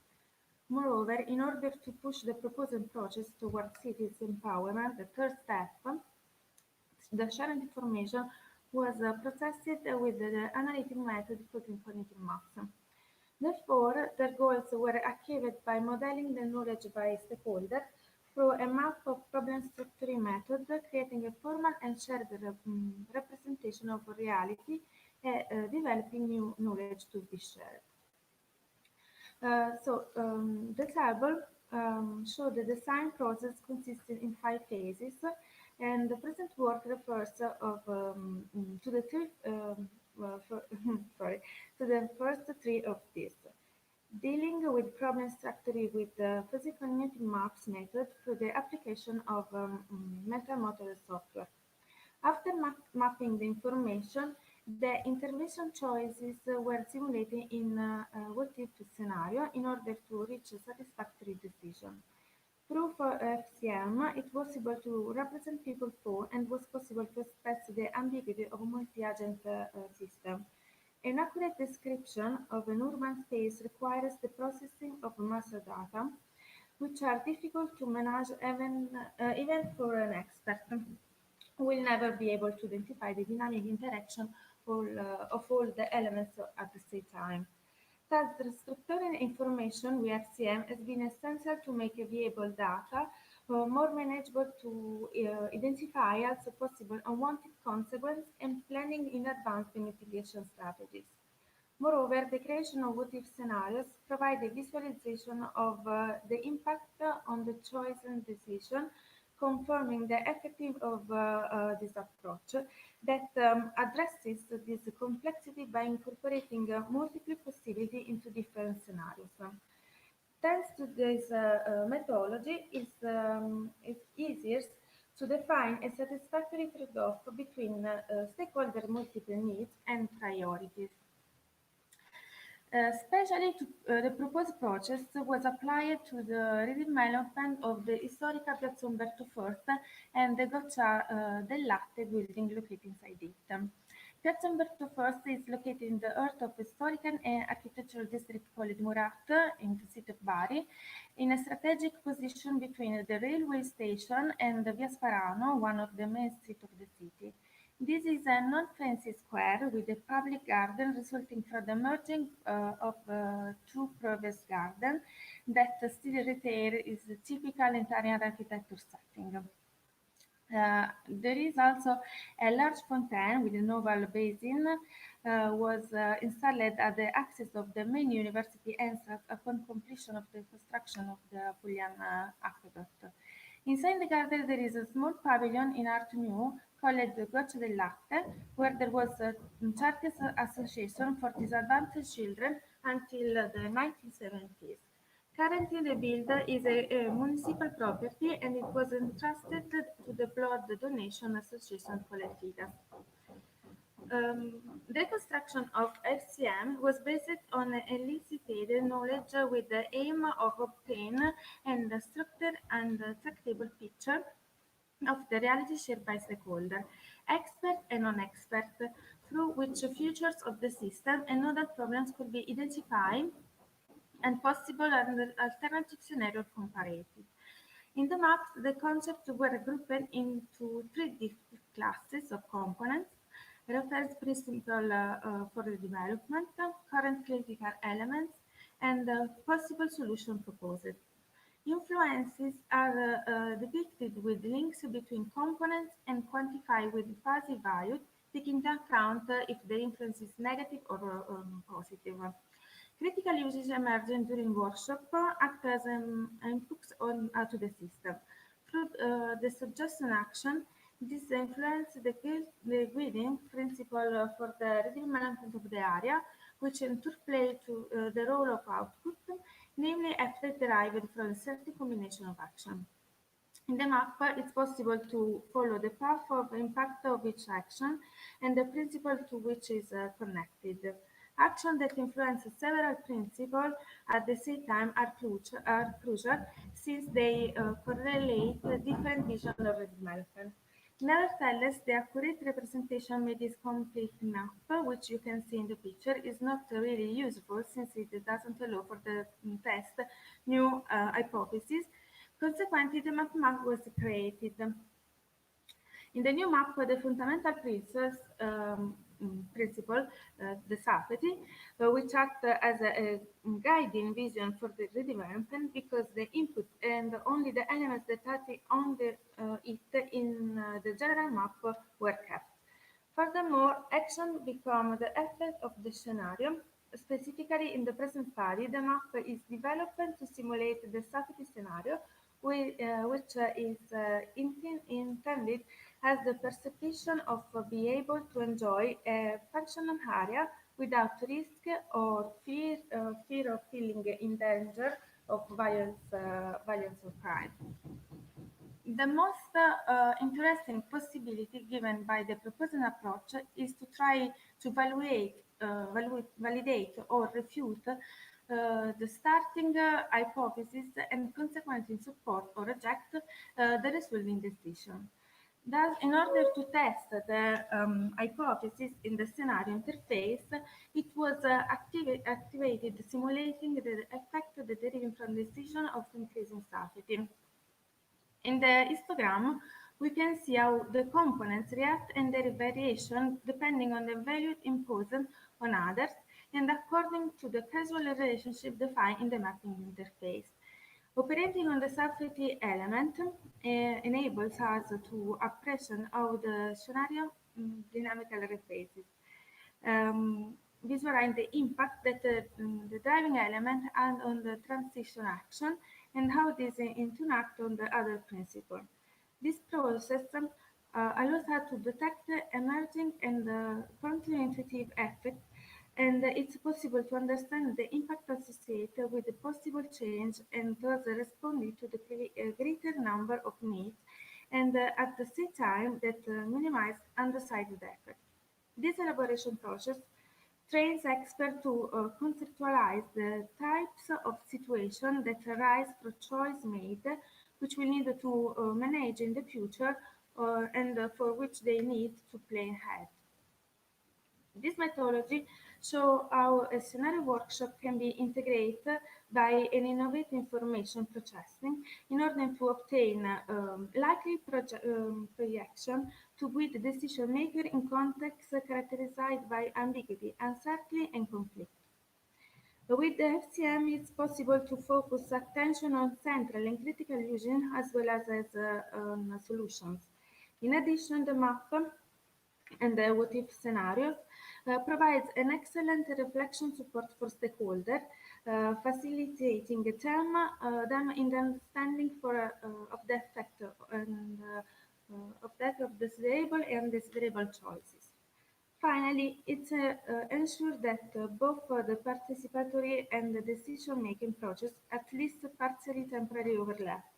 Although the proposed process alone cannot fulfill the need for a large scale due to the limit of the sample size which can be managed, it may represent a preliminary step. In the contrary, elicited knowledge is influenced by subjective of participants. Finally, future variables cannot be considered, which could take over the system and unexpected long-term impact. However, the proposed approach is for certain useful in rolling. The gap between research and practice can make as an added value public participation qualifiable. These findings are extremely interesting, with significant potential in the field of urban governance to open new perspective of applied research to support decision-making in urban policy design. Thank you for your attention. Okay, thank you for the presentation. It was quite interesting, and thank you for being on time. Is there some question related to the? It's quite interesting because we had a couple of presentations in here, also taking into consideration cities, technologies, planning. The first workshop, you know, we have this efforts toward participation of the citizens. So I'm quite happy because of that, you know. And this is usually that something is missing. If not, I would like to ask if we, you know, this type of the methods, it's planned to be used on some other, you know, place, in some other public place in Bari or somewhere else, or is this, you know, the second is if this results of this methods, you know, and the decisions are actually not decisions, but, you know, actions that are identified and principles and everything, is it some project follow up for the urban regeneration of this square? Do you hear me? Yes. Okay. Currently, we only applied it to Bari, but it would be possible to apply in different project or situation also. Yeah. Okay. And there will be some project now, you know, concrete project running after this. You know, they are going to do the regeneration of this plaza, of this piazza. Of this square, or it's going to stay like this for the time being. Do you know something about that? No, at the moment, no. Okay. If there is no questions or even someone to say some nice. Okay. Anyway, I think thank you everybody for the nice presentations. It was really, I was really happy to have you on this workshop, and the first workshop for the cities technologies and planning. And I hope that I'm going to see you the next year, hopefully in presence, you know, so we would also again, you know, share some good knowledges and some good presentations. That's for time being, and I wish you to have a nice workshop until the end of this edition of the ICCSA conference 2021. Thank you everybody, and have a nice time. Thank to you. Thank you. Bye. Thank you very much, all. Thank you very much. Thank you very Bye-bye. much. Have a good day. Hope to see you again. Bye. Bye-bye. Bye. Now how to leave. Ciao Beniamino.